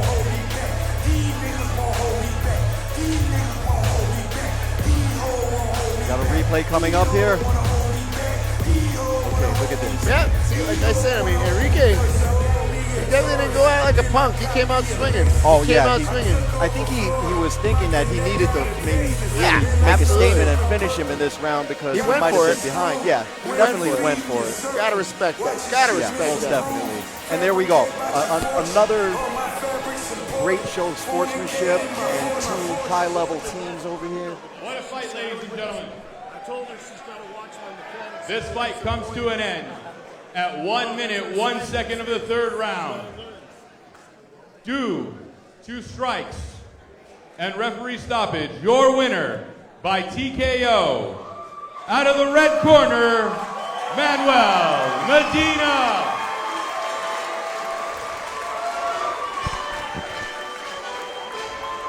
You know, John X over at T-Perusa has himself a couple of bangers. Yeah, he Right does. there. So far, 2-0 tonight.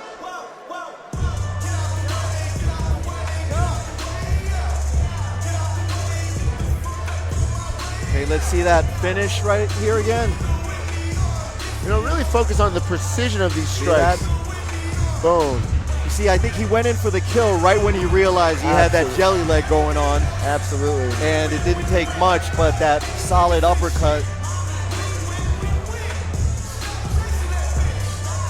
Yeah, man. Like I said, I mean, like what really impressed me is like the level of precision. When he saw him hurt, he did it like unleashed, just recklessly. He came in there with a nice tight overhand right, left hook, right uppercut combination. Edwin El Magico Esquivel.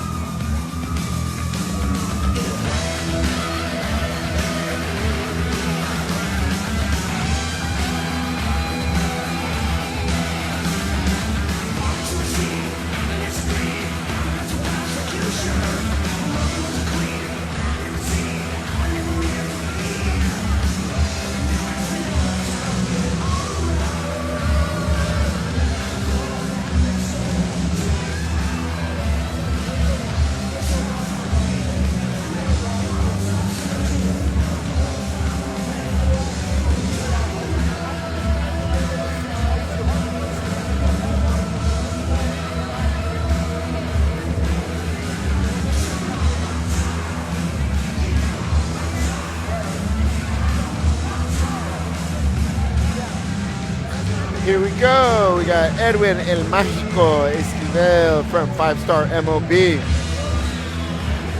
taking on James Rosas from North County MMA.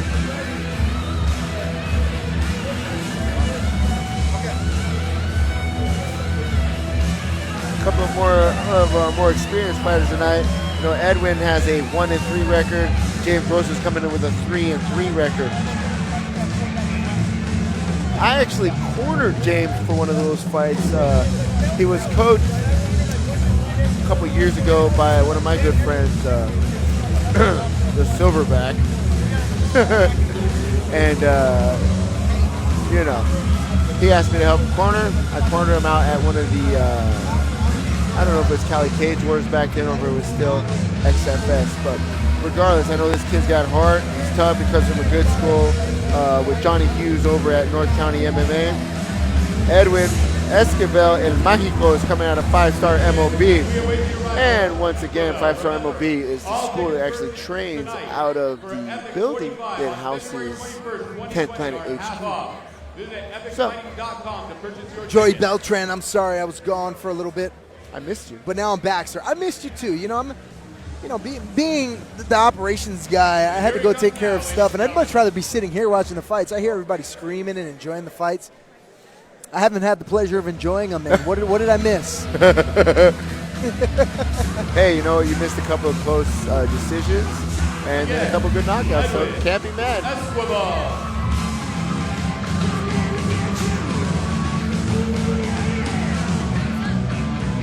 Edwin El Mágico Esquivel, 1-3. Hey, actually, the 5-Star MOB guys, I did actually go in the back there to the locker room and exchange some words with the coaches about that the stoppage that we saw earlier. And, you know, it's frustrating for them, rightfully so, you know. I don't think they had the angle that we had, and I told them that. Yeah.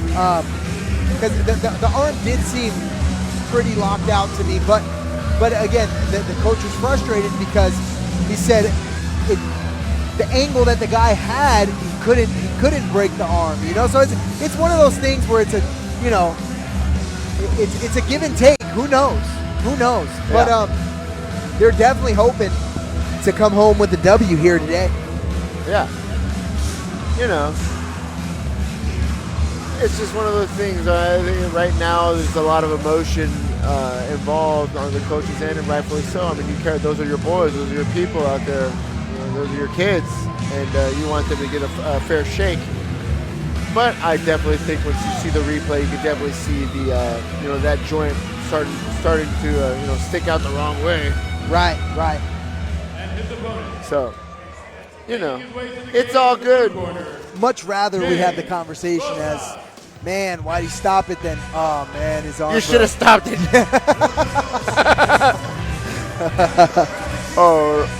So how do I use the insurance to get my arm fixed? Yeah.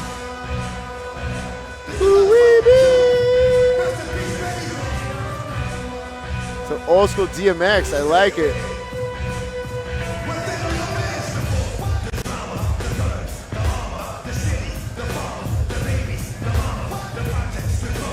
James Rosa fighting out in a very tough city, Escondido. Escondido, North County MMA. We've seen this guy before. He's 0-1. You know, but we've seen plenty of 0-1 fighters come into the Epic Cage and just straight I think that's dominate. a misprint. I think that's a misprint. You think so? I think it's 3-3. Oh, wow. Yeah. And like I was saying earlier before you hopped on, I've actually physically cornered him. Oh, okay. For one of those victories. Yeah. So I know he's not 0-1. You're like, you're for sure he's got one win. Yeah, you got one of them. I was there for that one.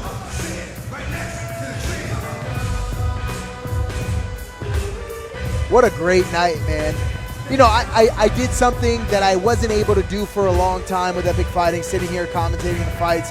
And I just walked around, you know, I got a feel for the crowd and the people, and everybody's enjoying themselves. Everybody's having a great time. Yeah. It's a great night of and I'll tell you what, I was sitting back there, and the last knockout, the crowd, just the roar of the crowd. It's different because I'm not sitting here analyzing the fight the whole way. Wow, the crowd is really enjoying the fights tonight. Introducing first in the red corner, fighting out of 5-star mob. He stands 5 feet 9 inches, weighing in at an even 146.0 pounds.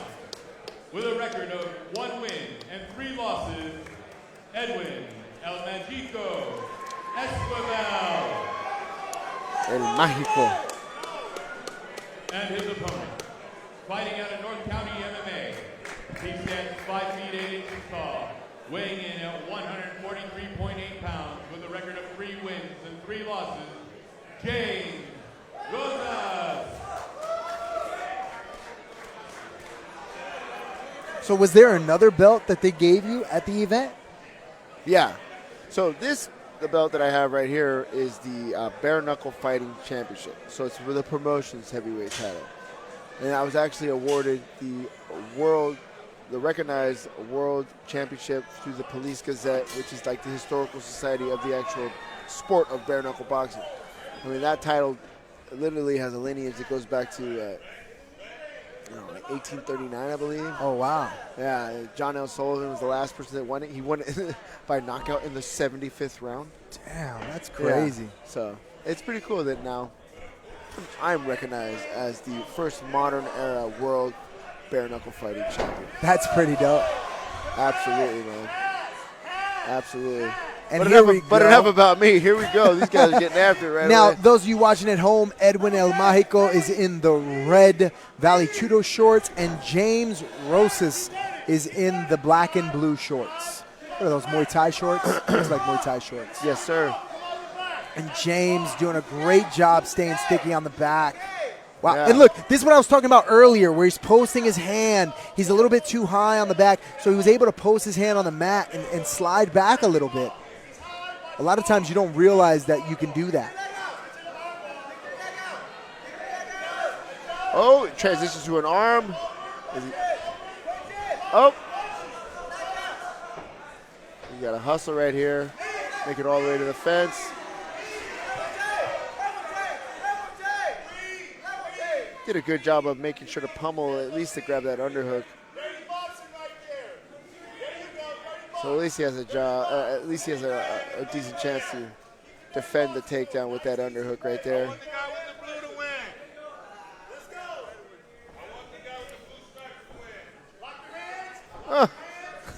There's some drunk people in San Diego tonight. They Keep are. it classy, San Diego. Here we go.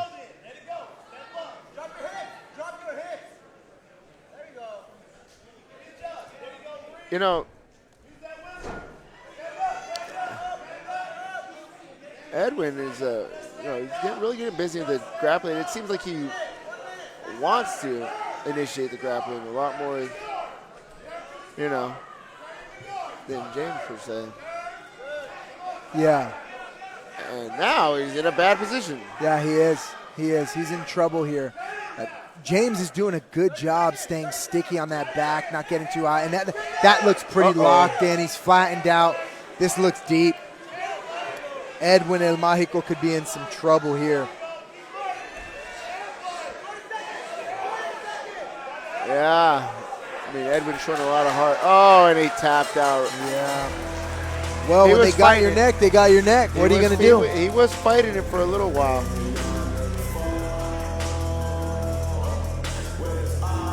Man, I'll tell you what, they're flying through these fights. Let's check this replay Check out this real replay quick. out. Like I said, like a leg trip from it was Edwin who initiated the takedown, the grappling, and just got lost in the transition. Right. Ended up having his back taken, giving up his neck. Yep. Ultimately, it's almost like he dug his own grave. That happens, right? I mean, this is And sport. you know, It's the way it goes. Yeah, you know, it's amateurs. You know, it's like a lot of time. It's like you think you get into that one-track mindset. You think you have to win the fight a certain way, and you don't see the other possibilities or other pathways to victory. Right. And you initiate an exchange, you initiate a grappling sequence, and ultimately you lead to your own demise. It happens. It happens. Ladies and gentlemen, this fight comes to an end at 2 minutes, 41 seconds in the very first round. Due to a rear naked choke, your winner, James Rosas.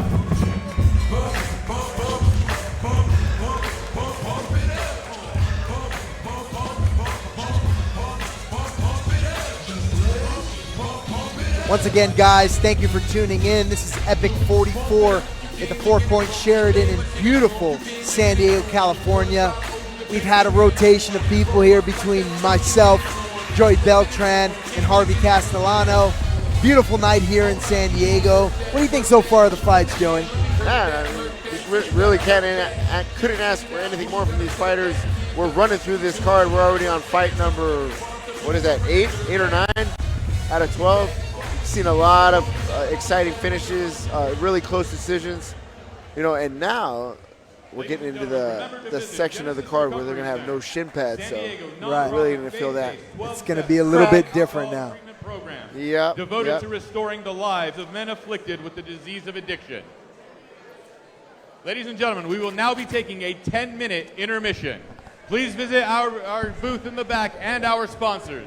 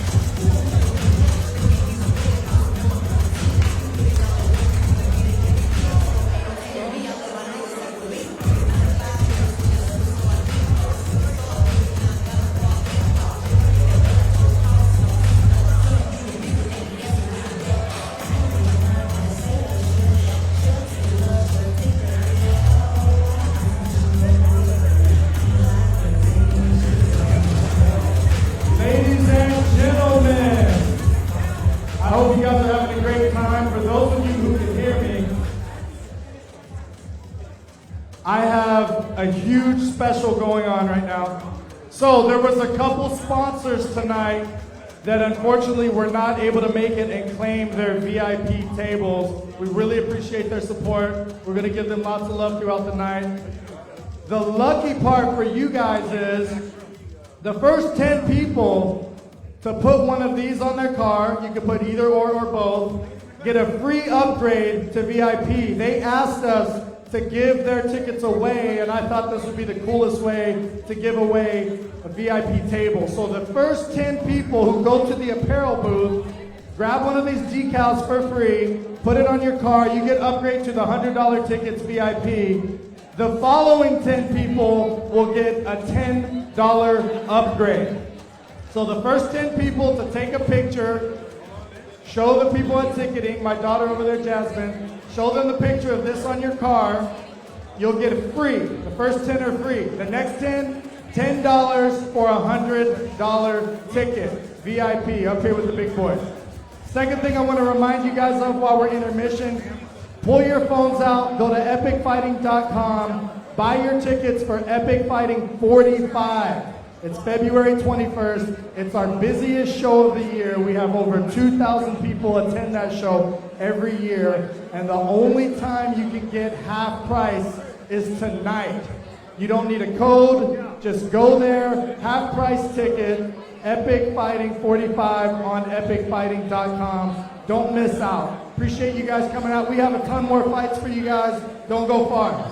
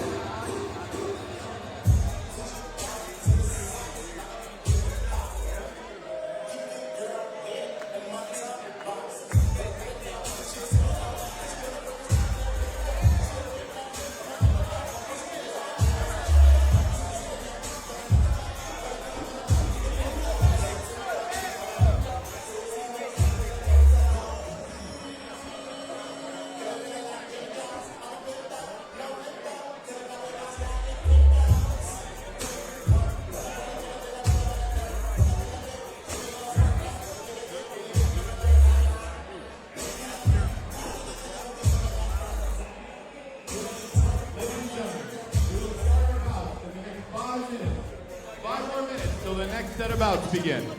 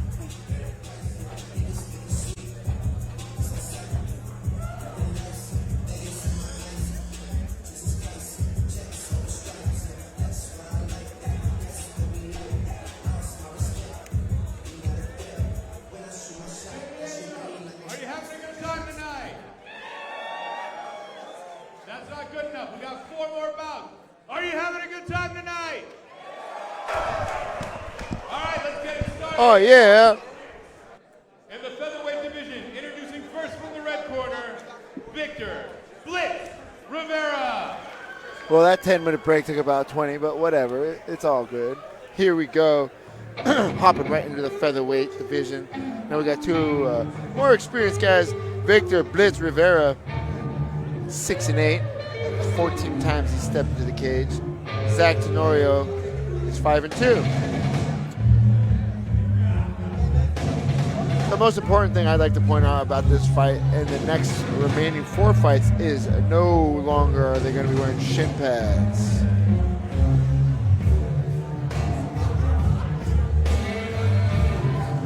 Which to me just means it's more fun.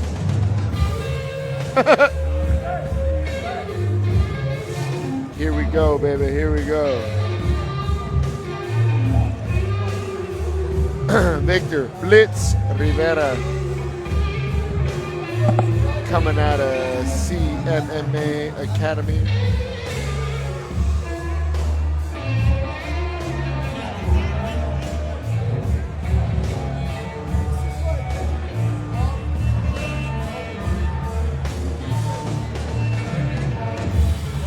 You know,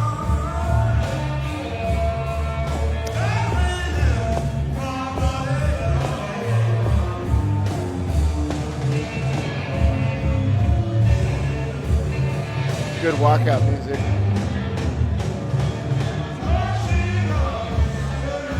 That is always,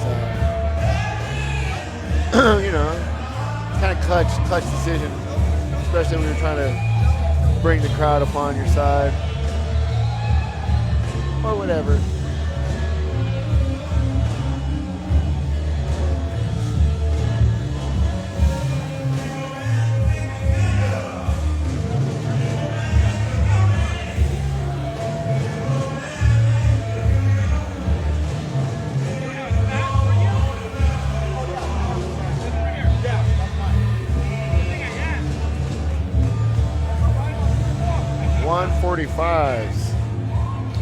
Featherweights.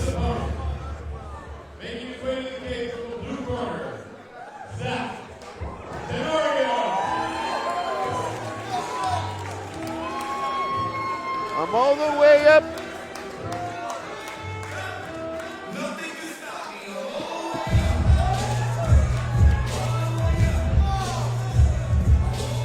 Zach Tenorio, definitely experienced, 5-2 record, 28 years old, 5'6", 143, fighting out of the arena. Got an awesome corner right now with Coach Chuck, Coach Vince over there, doing big things for years now. It's been a staple in the San Diego MMA community.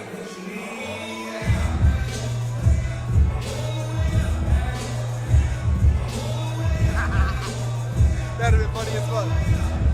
Look at that.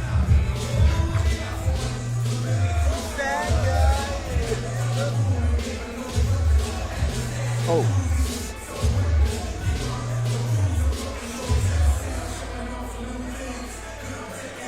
Here we go, baby. Here we go.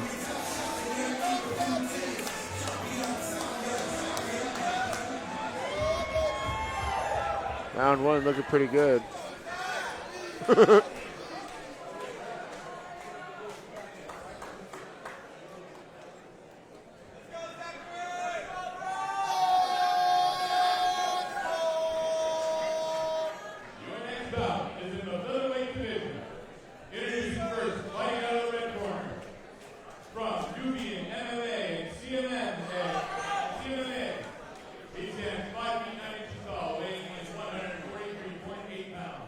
With a record of 6 wins and 8 losses, Victor Blitz Rivera.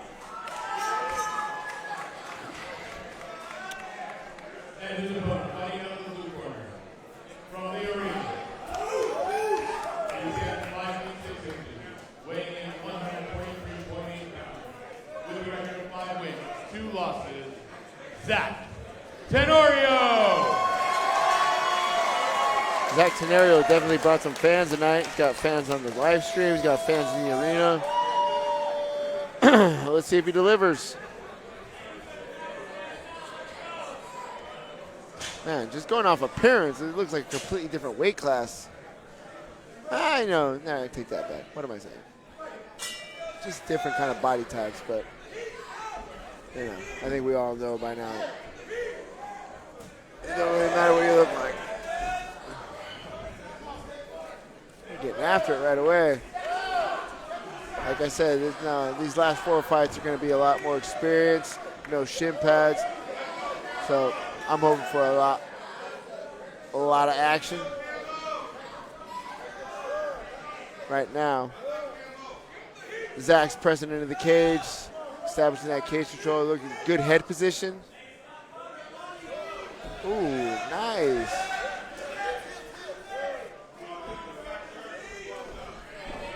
Snapping him down, really, really working heavily on that front headlock.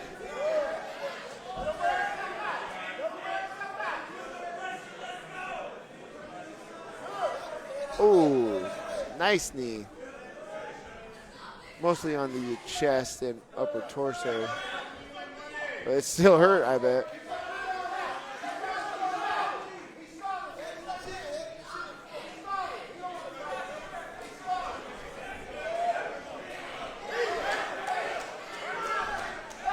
Oop.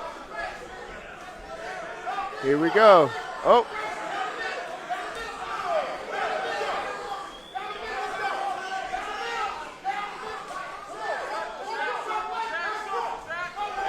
Nice.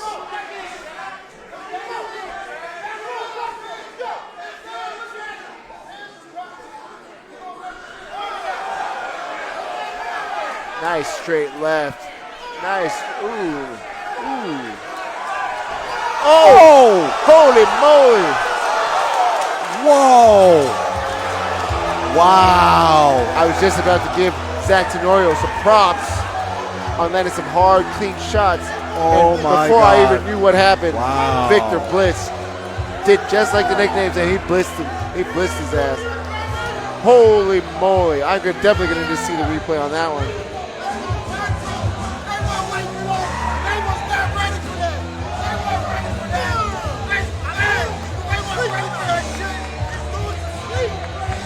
They were not ready for that. All right. Let's see this replay. Here we go. What do we got? What do we got? He's pressing the action. And let's see the shot. Let's see the shot. Oh! Oh! That was a 3-2 fadeaway 3-2. Wow. Left hook, right straight. As he's stepping back. Wow, man, that was awesome. Because like I said, I was just about to talk about, just started about singing Zach's praises right there. He landed a hard right hand, and then right before I even can spit out my words, homeboy came through with a fadeaway left hook, right cross.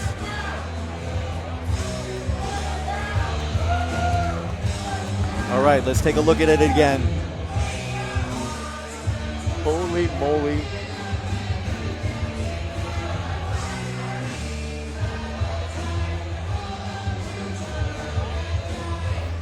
Here it goes. It's coming right now.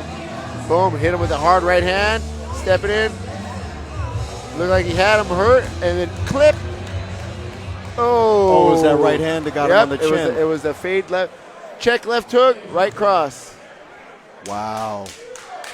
This fight ends at 1 minute 50 seconds in the very first round.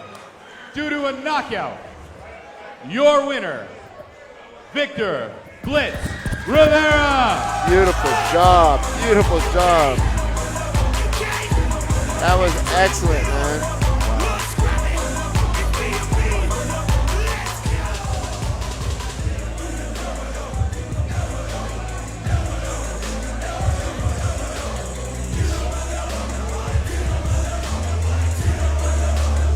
So what did you think? Whoa, man, those guys delivered. Yeah. Those guys definitely delivered. They came out. You could definitely tell they were both experienced. They're both well schooled. I think they're gonna do an interview real quick here. You just won in 1 minute 50 seconds in the very first round via knockout. What does this mean for you so early in your career?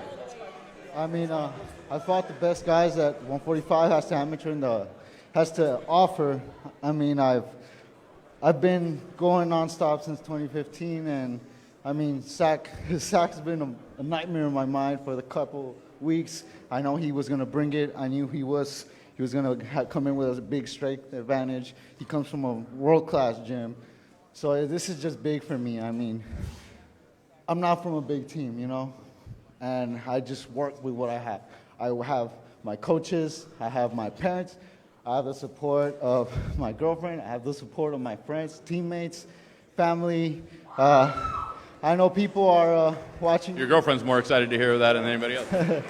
I have family watching the streaming back in Mexico. In Mexico, I have family watching, so I knew I had to bring it too. I wasn't gonna go out without a fight. I never go out without a fight, and if I do, I always come back. Victor, you've moved on to 7-8. What's next for you? You know what? I'm gonna do something that someone has never done before. I'm gonna go 20 fights in amateur before I go pro.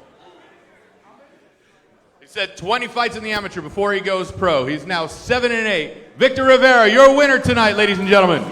Competition's paying the price. I'm gonna knock you out. Mama said knock you out. I'm gonna knock you out. Okay. Awesome job by Victor Rivera. I mean, definitely. Okay. Let's see a replay over here. Okay, let's see if we can find the opening. I mean, like I said, right around now, it looked like, Victor Blitz was gonna get blitzed. Zach was definitely turning up the heat on him. You see right here, he cracked him with a hard right hand. Boom! Stepping in to follow up. And here we go. Check left, right cross. Boom! Oh, and that second one as he was on the way going down, he took. Wow. Here we go. Mario Lopez. Fight number 10, Mario Lopez. I know what you're thinking. Not AC Slater. Now, here's the thing. These two that are coming in here are probably the most experienced of everybody that's on here. I mean, if you see the amount of fights that they've had. And let's see, we have Mario Lopez here from 5-Star MOB, and he's facing Joey Soka, who is just making a return after a hiatus. Awesome. We've seen a few guys from 5-Star MOB tonight, and I admit I did not know about their school before today, and now I do. Well, actually, 5-Star MOB is the fighting team from 10th Planet headquarters in LA. Yes, sir. Yes, sir. These guys are definitely training hard. They're putting in the work. Yeah. And they're one of my teams that when they always show up from LA to an epic fighting event in San Diego, and they always bring the team. It's not like they give me one. Yeah. They always give me 2, 3, 4. Awesome. Yep. And their head coach, I mean, I've known him since he was an amateur because he used to fight on our platform here in San Diego. Beautiful. I love it. And this is a catchweight bout of 160. Yeah. Records of 4-8 versus record 4-9. So definitely both experience. And his opponent, coming out of the cage from the blue corner, Joey Soka. I've seen Joey Soka fight a number of times, and he's extremely athletic. I don't know if he's still that way after the hiatus, but he's an extremely athletic fighter. Very loose. I've never seen him look like he was uptight or nervous for a fight.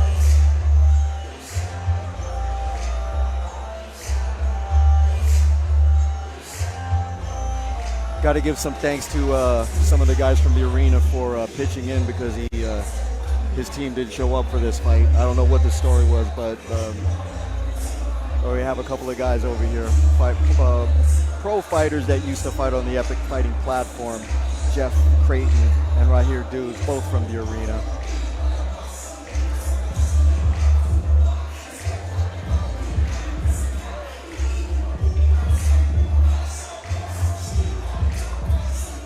Yeah, this is the last of the bigger fighters because the co-main and the main event are both flyweight matches with some of the highest level 125ers in camo.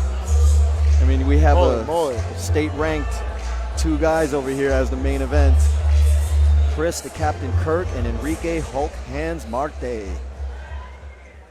But first, we have Mario Lopez versus Joey Soka. From Team 5-Star Mob, he's at 5 feet 8 inches tall, 159.8 pounds, with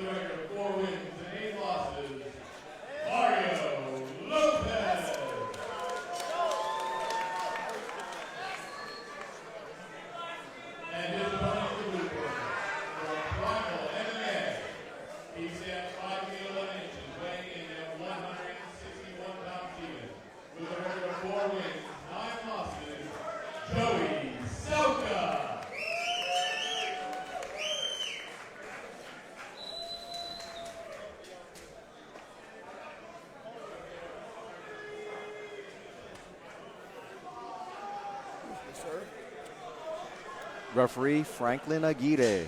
Here we go.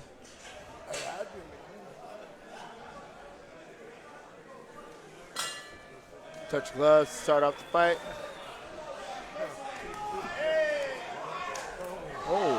Oh.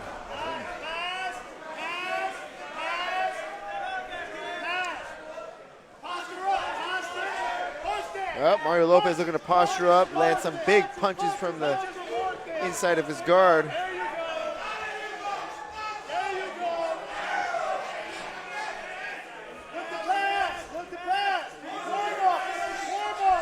Oh, and he passes.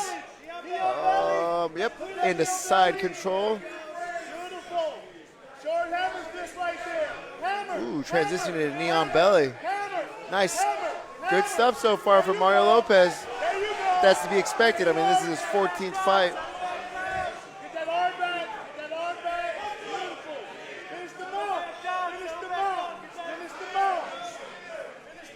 And in this round, they have 3 minutes to work on him. Oh, big difference. Big difference right there. That's a full minute more than the other fights.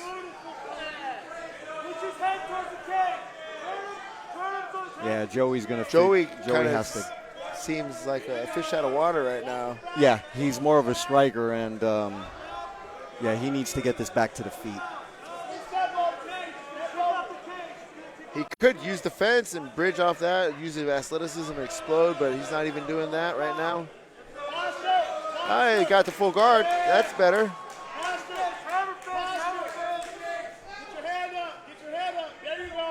Mario doing a good job of just transitioning, driving his knees in his face, making it very uncomfortable for him, and passes again. Good stuff. Like I said, good stuff by Mario on top. Good control, transitioning. Looking to land some big shots from up top.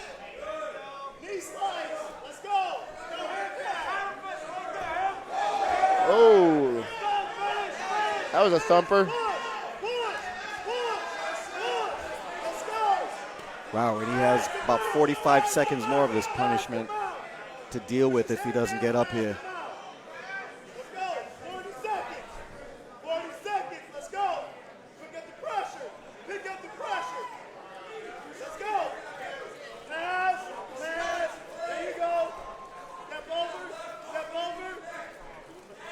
Here we go.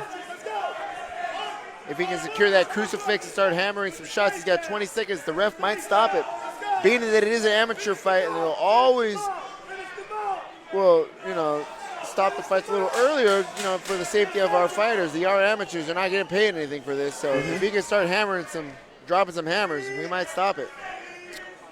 But it looks like Joey Soka's going to survive to the next round. Definitely a round for Mario Lopez, though. Would you possibly give him a 10-8 on that one? I mean, you could. He was definitely in control the entire time. Great transition, great punches from up top. Only reason why I wouldn't, if there was no real time where he was close to finishing. Okay, let's check out this replay here. Yeah, that was just like, it looked like a case of his over-eagerness, getting himself into trouble, Joey Soka. And then once he was on top, man, he did not let go of that position. He transitioned to side control multiple times. Really just got busy.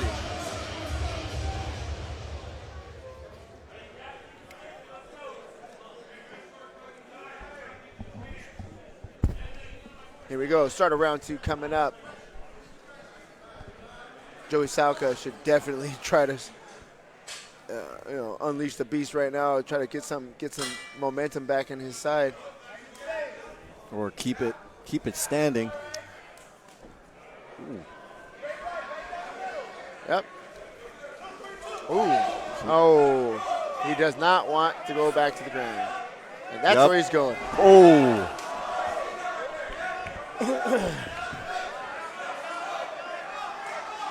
Good job. Halfway up. There you go, Joey. He's really got to work on his, splitting the stance. lowering his base. Mario Lopez got his hands locked underneath the butt. Definitely a sign of him controlling the hips. He's probably going to scoop him out. A nice little inside trip.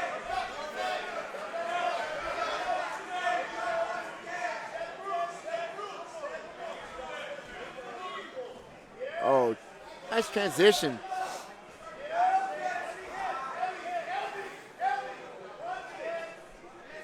If Mario can take a little time, show a little patience, and really secure the mount, I see him posturing up and finishing this fight.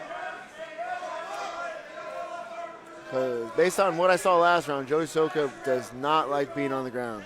Yeah, I'd have to agree with you on that one. There we If go. he can keep this top position. And he has almost an entire half of a round to just keep pounding him on the ground over here. And a minute and 17, 15 seconds left. Yeah, I think that Mario, oh, here we go.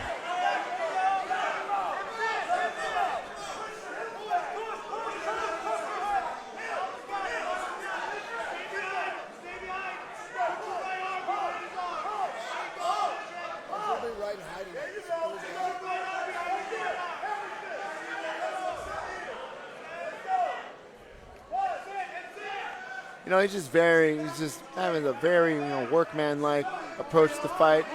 He knows where his, his zones to achieve victory are. Oh, and just right when I say that, he goes for a submission, loses position, but right back into a body lock. He's got double underhooks. Oh, no. Joey Soka should be able to neutralize that. It just seems like Joey Soka, if he would just, Wow. Uh-oh. Are you kidding me? Are you kidding me? Wow. Oh! What a comeback. Wow. I love it. Made me look like a dummy, I'll admit it. Oh, my God. I love it. He just came out of nowhere with that. I was just about to say about if he could work on his takedown defense. He told me to shut up. Let's see this. Let's see this. Wow, that was awesome. Awesome. Joey Jazz. Oh, my God. Holy moly. Excellent job right there. Wow. We didn't see that one coming. All right, let's see how this happened here.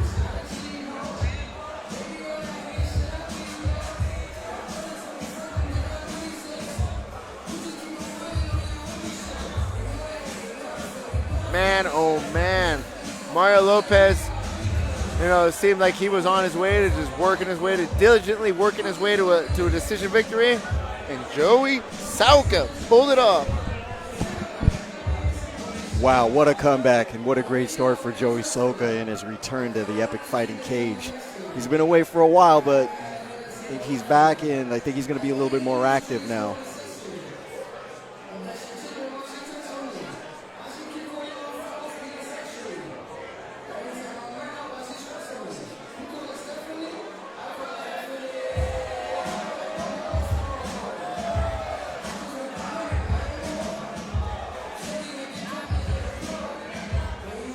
Joey Beltran's going to get into the cage to do the post-fight interview with Joey Soka. Let's go back to the replay here. Wow, I really never saw this coming.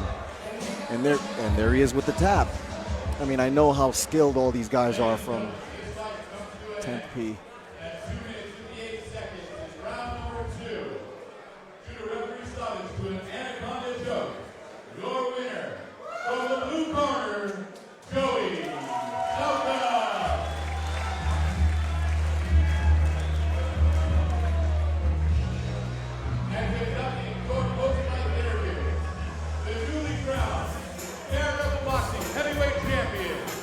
Joey about me, man. Joey Jazz, the homie right there. Holy smokes. I'll be the first to admit it. You made me look like a dummy. I was right there in the booth singing Mario Lopez's praises, how he was diligently controlling you on the ground, and then you just pulled that out of nowhere, man. Awesome job. Tell us how you feel right now. Oh, man. I'm about to go to Disneyland. Who coming with me? Nah, but I ain't even gonna lie. He had good top pressure, so I had to pull something out, and it just so happened to be the Anaconda show. I mean, I gotta give a shout out to these guys right here in my corner. Couldn't have done it without them, honestly. Their advice helped me a lot, so. Man, that was an awesome job. San Diego, make some noise right now for Joey Salka. This is how we do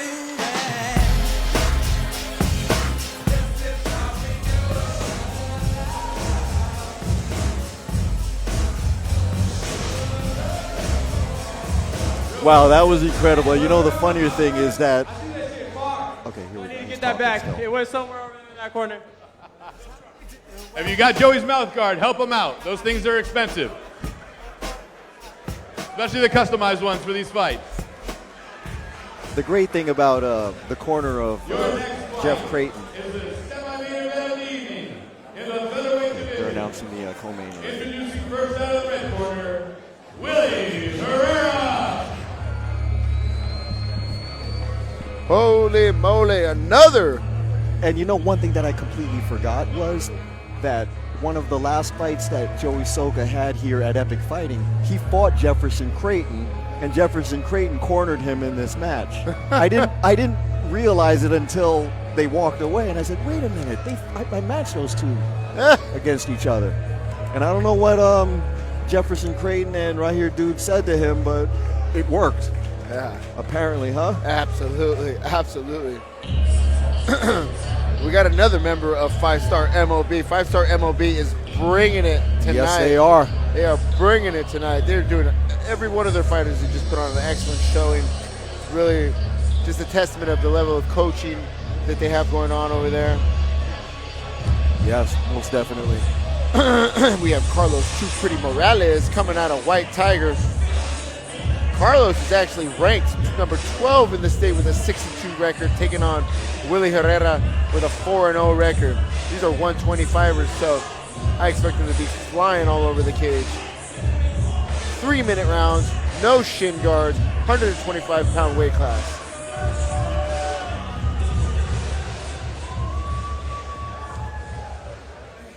And his opponent in the blue corner, Carlos Too Pretty Morales.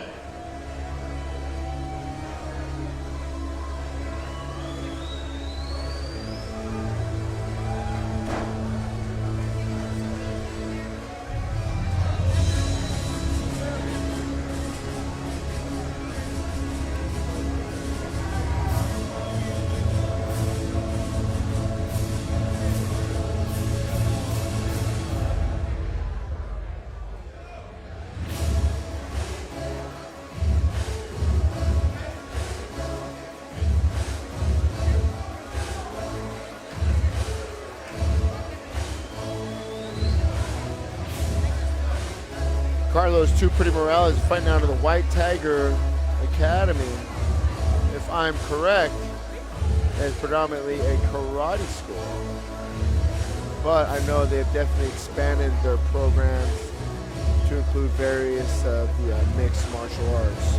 So, regardless, if he is from a karate school, he's got a 6-2 record. He's ranked number 12 in the state. So he's doing something right. Willie Herrera coming out of that really always tough 5-Star MOB Academy with a 4-0 record. These guys are both 22 years old. San Diego, this is your co-main event of the evening. Introducing first out of the red corner, from 5-Star Mob. He stands 5 feet 3 inches, weighing in at 121.4 pounds, with an undefeated record of 4-0. Willie Herrera.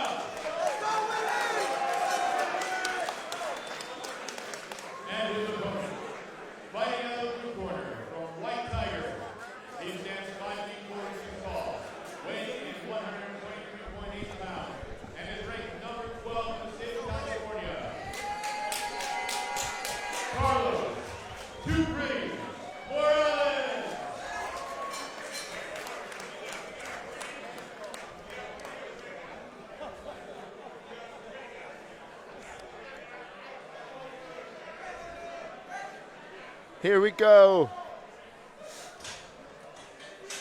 Flyweights. Here we go. And they're off. Ooh. Oh. Willie Herrera coming in with that heat with that overhand right. Oh.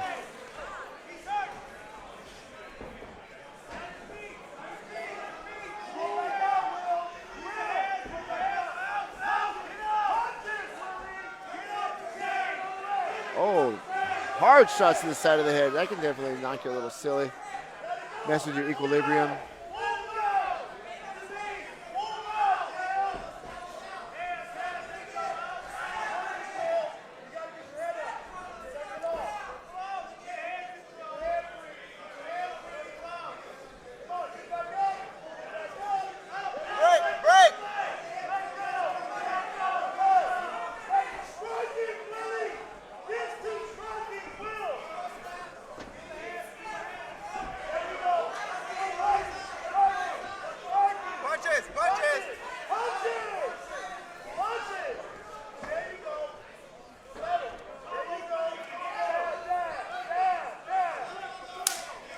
Ooh, we heard that one. Woo.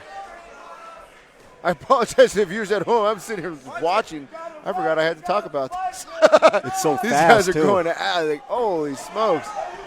It's super, super exciting, high pace, seeing transitions, high level mixed martial arts. That's to be expected from a guy who's 4-0 and a guy who's ranked number 12 in the state. So, Lockdown.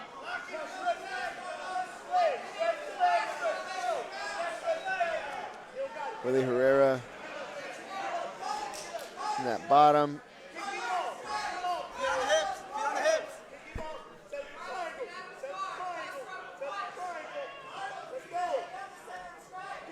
I'm interested to see the guard of Willie Herrera, considering he comes from 5-Star MLB, which fights out of the same building as 10th Planet HQ.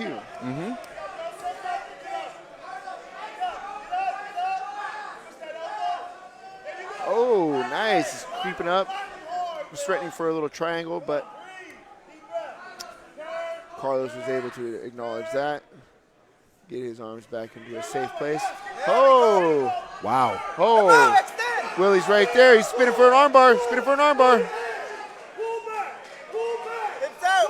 We got 20 seconds left, though. He should be able to hang on with this.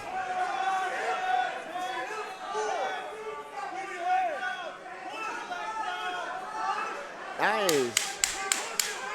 10 seconds. Let's go!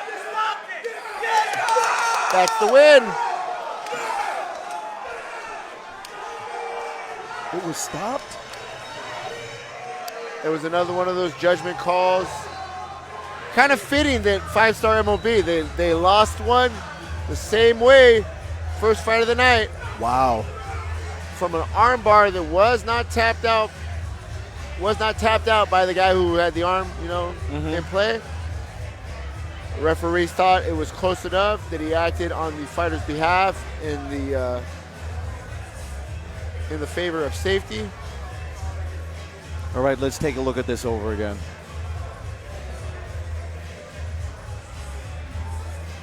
And I mean, they started off fast and furious in the beginning. Like I said, I spent a good solid 2 minutes just watching. Yeah. Because I couldn't catch up. My brain doesn't work that fast.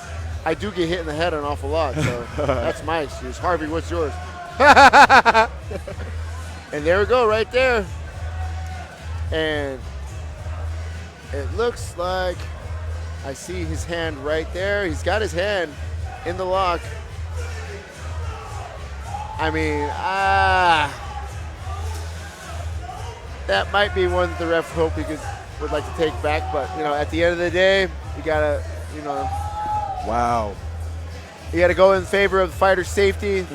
The referee, it was definitely close. Don't get me wrong, it was definitely close, but I mean, with 2 seconds left, I doubt that he would have popped it.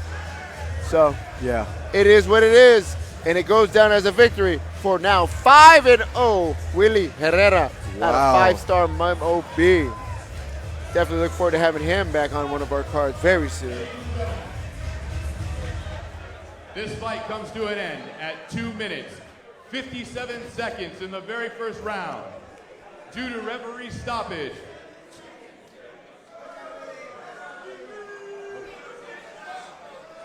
to a submission armbar, your winner, Willie Herrera.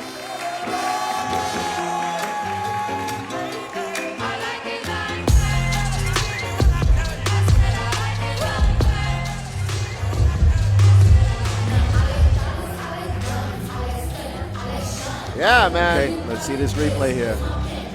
Let's see if we got the shot. Yeah, I mean, so there you go. You clearly see his arm is in the lock. Oh, now see, that's a different angle. Yeah, I take back my earlier statement. I definitely take back my earlier statement. That definitely was, yeah, that was locked. Yeah. That was locked. First man to win Abu Dhabi for the United States, but a three-time winner, Dean Lister. Dean Lister with the interview. My man, very good fight out there. Saw a lot of swinging for the fences, very entertaining. What do you think about that? Going to the ground, a lot of top pressure. How did you deal with it? He was very heavy, but I knew my jiu-jitsu was better. On top and the ground, my jiu-jitsu was always better. You just used the way. Were you waiting for him to make a mistake? Were you looking for his arm specifically? No, I was ready to just swinging, and then he caught me good a little bit, so I went for the takedown. That didn't work, so jiu-jitsu was there. I saw that. Well, very good job. Congratulations. Thank you.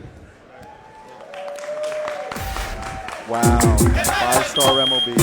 Nice little. Hey, anytime I get to see Dean Lister is a good time. So he's here quite often. You know that. My man. Excellent job by Willie Herrera on that fight.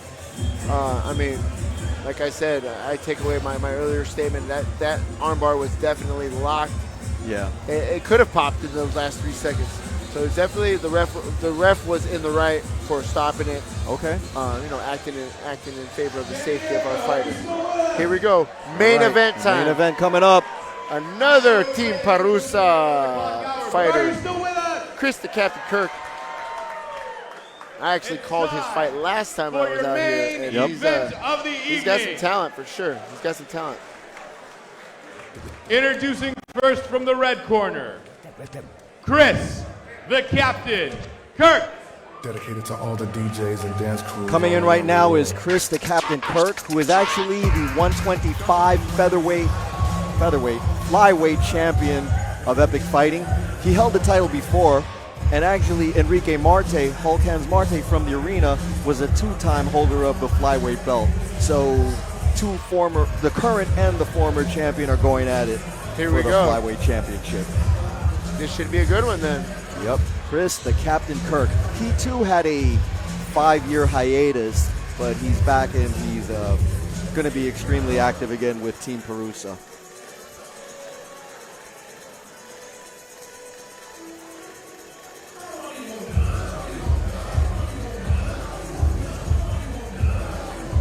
We have state rank number 9 versus state rank number 5.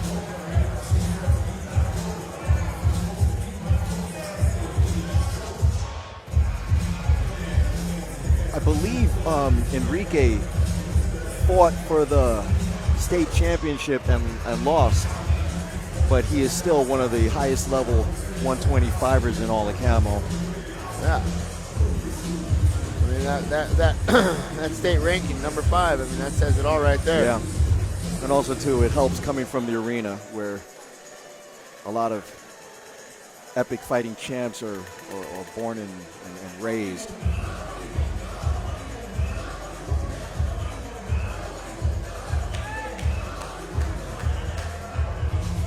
All right. Champion Chris the Captain Kirk is in the cage. I'm calling it right now. The fact that there's no shin pads, we're going to see a lot of low kicks out of Chris the Captain Kirk, which is that calf kick, which is it's a freaking doozy, man. Really does. It is like a fight changer, if you will. It's a mood changer, that's for sure.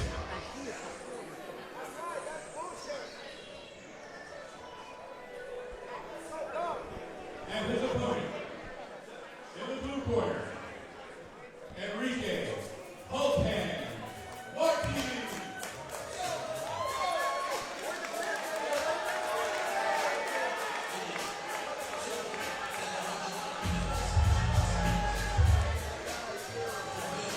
Hulk Hands, Enrique Hulk Hands Marte from the arena.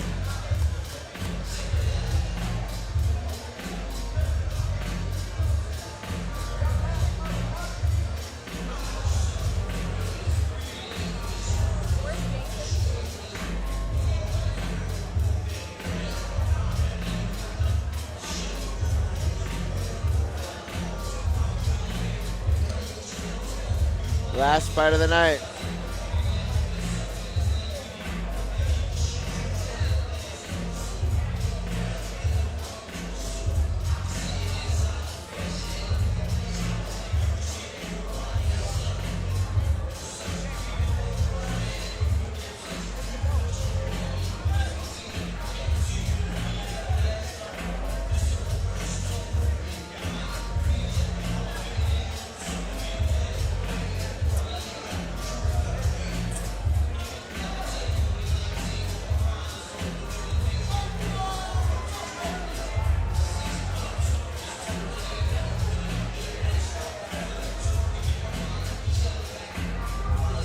All set for introductions right now inside the cage.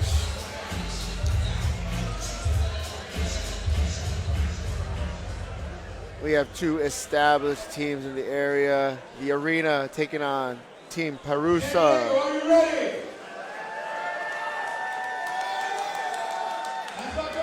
And this fight, that's what it's all about right there. Strap. Fight for the big epic title. 125.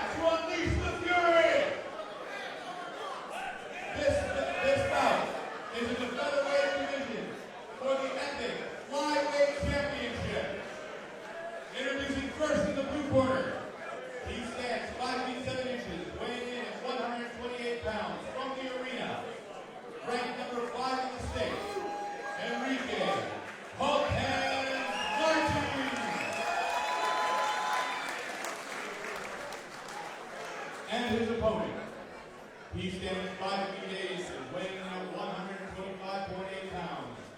Ranked number 9 in the state and is the current epic flyweight champion, Chris, the Captain, Kirk.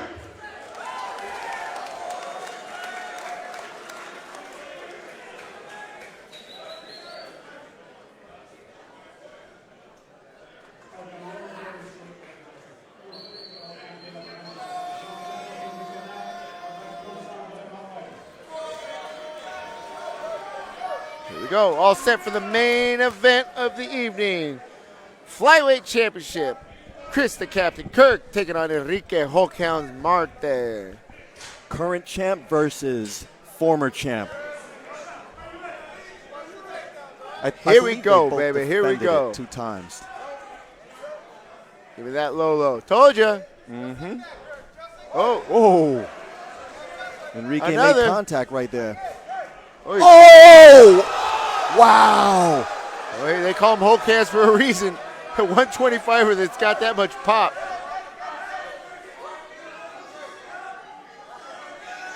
Holy smokies.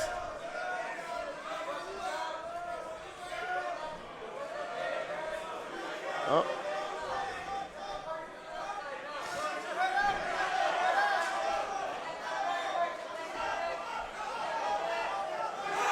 Wow! Man, oh man. Oh, wow. Oh my God, we got it. The champ got his belt back. The former champ got his belt back. Enrique Hulk Hands Marte. Yikes. Woo. Excellent job right there. Excellent job. Let's check this see how this replay out happened. right here. Up. Boom. Like I said. Man. I see now why he got his nickname. It's not very often you see 125ers that drop people, Yeah. but he's definitely bringing the heat. Wow. There he is, embraced with big coach Chuck. You got a feel for Captain Kirk, but he'll be back. Oh, yes, most definitely. All right, let's see how this happens. Look at that Wow. guillotine. Oh, that was in tight. That was definitely in tight. All right, let me get in there. I got to put the belt around the new champ. Oh, go ahead. I got it.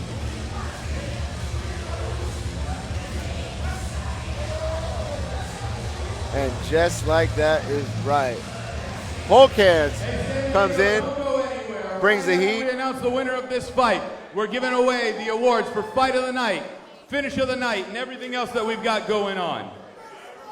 This fight comes to an end via tap out at 41 seconds of the very first round. Man, oh man. Your winner by guillotine, your winner and new epic flyweight champion, Enrique Hawkins Marty.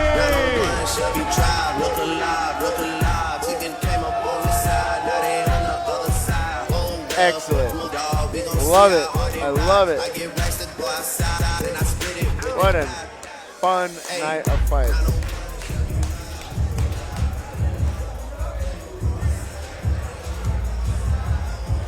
We had tons of finishes. The fights that went to decision were super close.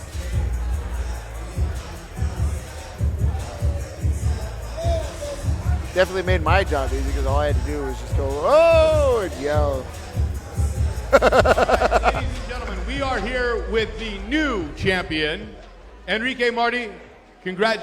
Marte, I'm sorry for the mispronunciation. Enrique Marte, you've regained your title. Will we see a third matchup between you and Captain Kirk? Hopefully not. Hopefully I start getting paid and start fighting for money because I'm broke. So fighting for free ain't doing too well. It ain't paying my bills. So I'm sure I'll see him again as a pro. You know, I would more than willing like to fight him again as a pro, but I'm really just trying to get the wheels moving, really.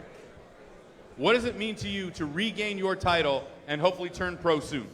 I mean, the title's dope. It'll go with the other ones I got in the bin under my bed, so, you know, it's cool. But it's really just about going pro and, you know, getting to the next step and, you know, keep going and going and going. Because, like, Epic's cool and being an amateur's cool, but trying to be in the UFC, trying to, you know, make big moves, so. Well, Enrique, hopefully we see what the future holds for you. Right now, you're the reigning champion. Hopefully we'll see you defend it soon. If not, we'll see you in the pros. Thank you so much, champ, and have a good night. San Diego, stick around as we're about to give out the awards. And don't forget, if you go right now to epicfighting.com, you will coming in, showing off those whole cans.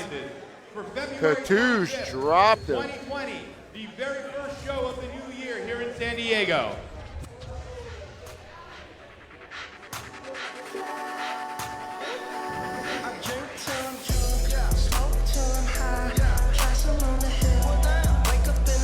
You know, what can I say, everybody on the internet, everybody out there in TV land or Livestream land, whatever you want to call it.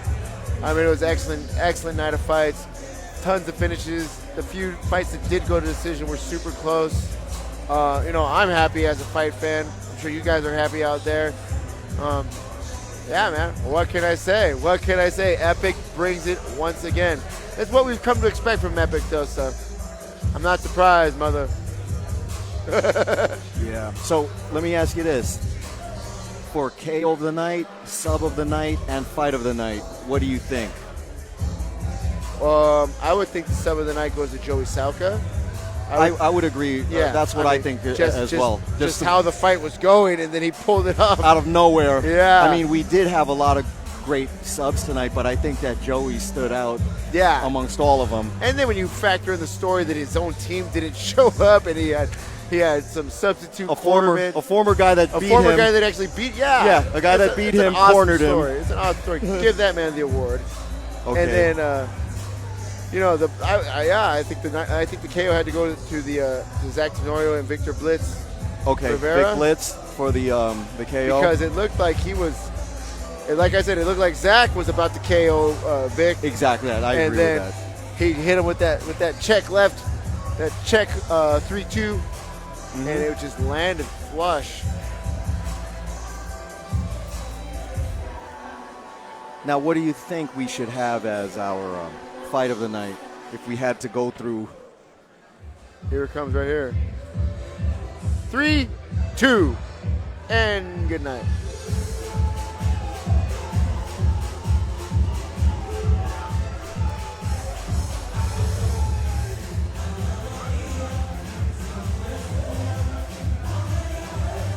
You know, the fight of the night's hard, man. Yeah, Because I know. Even on some of those finishes, they were quick finishes. They were like action-packed for like the 2 or 3 minutes that they were fighting. Mm-hmm. So I mean, I'll let you be the judge on that one. What do you God, think? What are you thinking?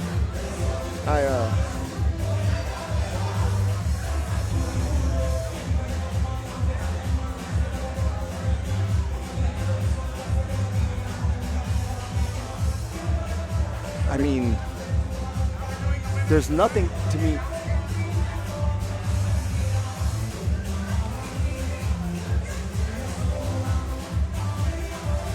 Yeah, I mean, yeah. What are we going to be doing for fight of the night here? I mean, you know.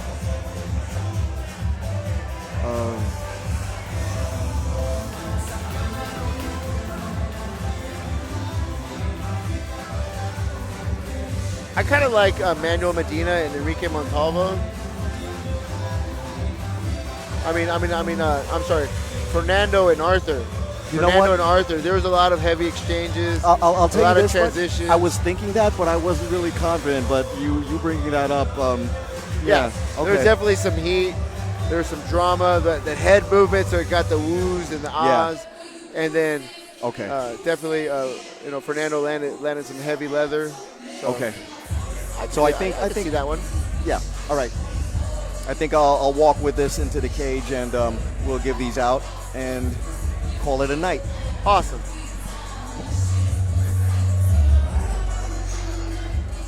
Oh, hey.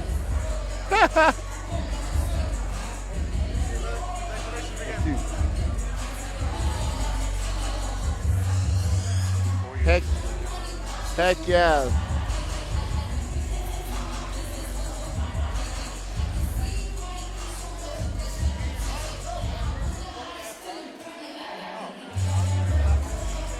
Here we go. That was the older, smaller Manuel Medina. I was actually thinking of Fernando Medina and Arthur Sousa. They were the bigger guys. They were the welterweights earlier with all that crazy head movement, heavy boxing exchanges. So we're giving out the end of the night awards. You know, we have the knockout. I think Harvey and we came up with. We're going to go to the Victor and the Zach Tenorio fight, just based upon the drama, the high drama. Zach was pressing him. Zach looked like he had him hurt, and then out of nowhere, Victor just hit him with that fade, that check hook, right to the right hand. Boom! Separated him from consciousness. And the sub of the night, which is another one. There was a lot of great subs. But I think when you factor in the whole backstory that Joey Sauka was here by himself, his team didn't even show up. He's getting smoked on the ground. I mean, not smoked. He's getting dominated on the ground. I was singing Mario Lopez's praises. It looked like Mario Lopez was just, it was only a matter of an extra 2 minutes, to walking away with the decision victory. And out of nowhere, Joey Sauka just slips in that guillotine. I'm sorry, not the guillotine, anaconda, and gets a submission. Fight of the night was a little bit harder, but I think we're going to go ahead and go with Fernando Medina. Younger but bigger of the Medina brothers, both from Team Perusa. Fernando Medina taking on Arthur Sousa. I mean, there was a lot of heavy exchanges, good transitions on the ground, just overall high-level mixed martial arts, which is what we like to see. We love to see out of our amateurs.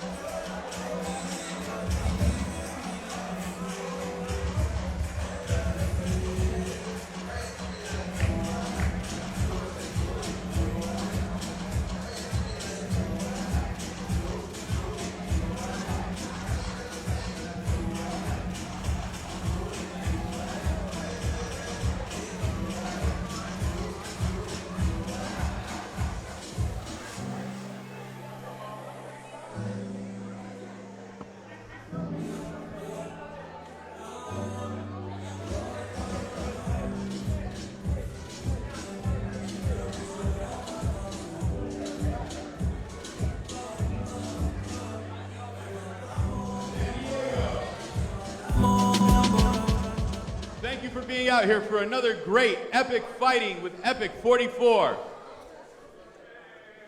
Our first recipient tonight for submission of the night, Joey Sauka.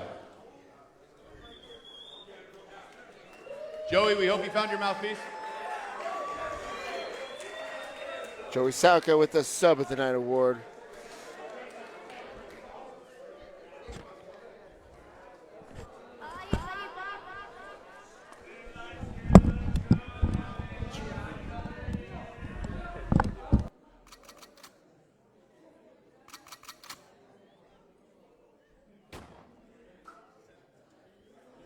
Recipient of KO of the night, Victor Blitz Rivera.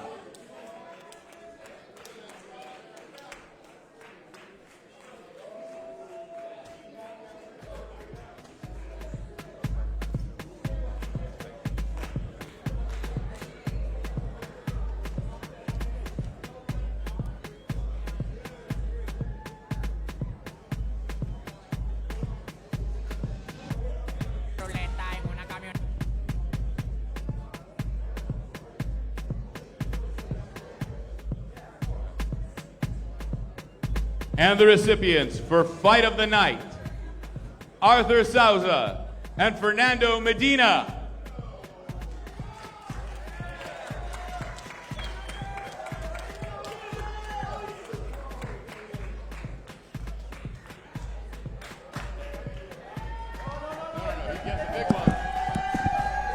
You won the fight. Excellent job, excellent job. Fernando Medina coming through with the Arthur Sousa on the Fight of the Night. Like I said, I mean, really good heavy exchanges. They were on the ground, they were on their feet. You got to get crazy the trophy head shot. movement. There you go.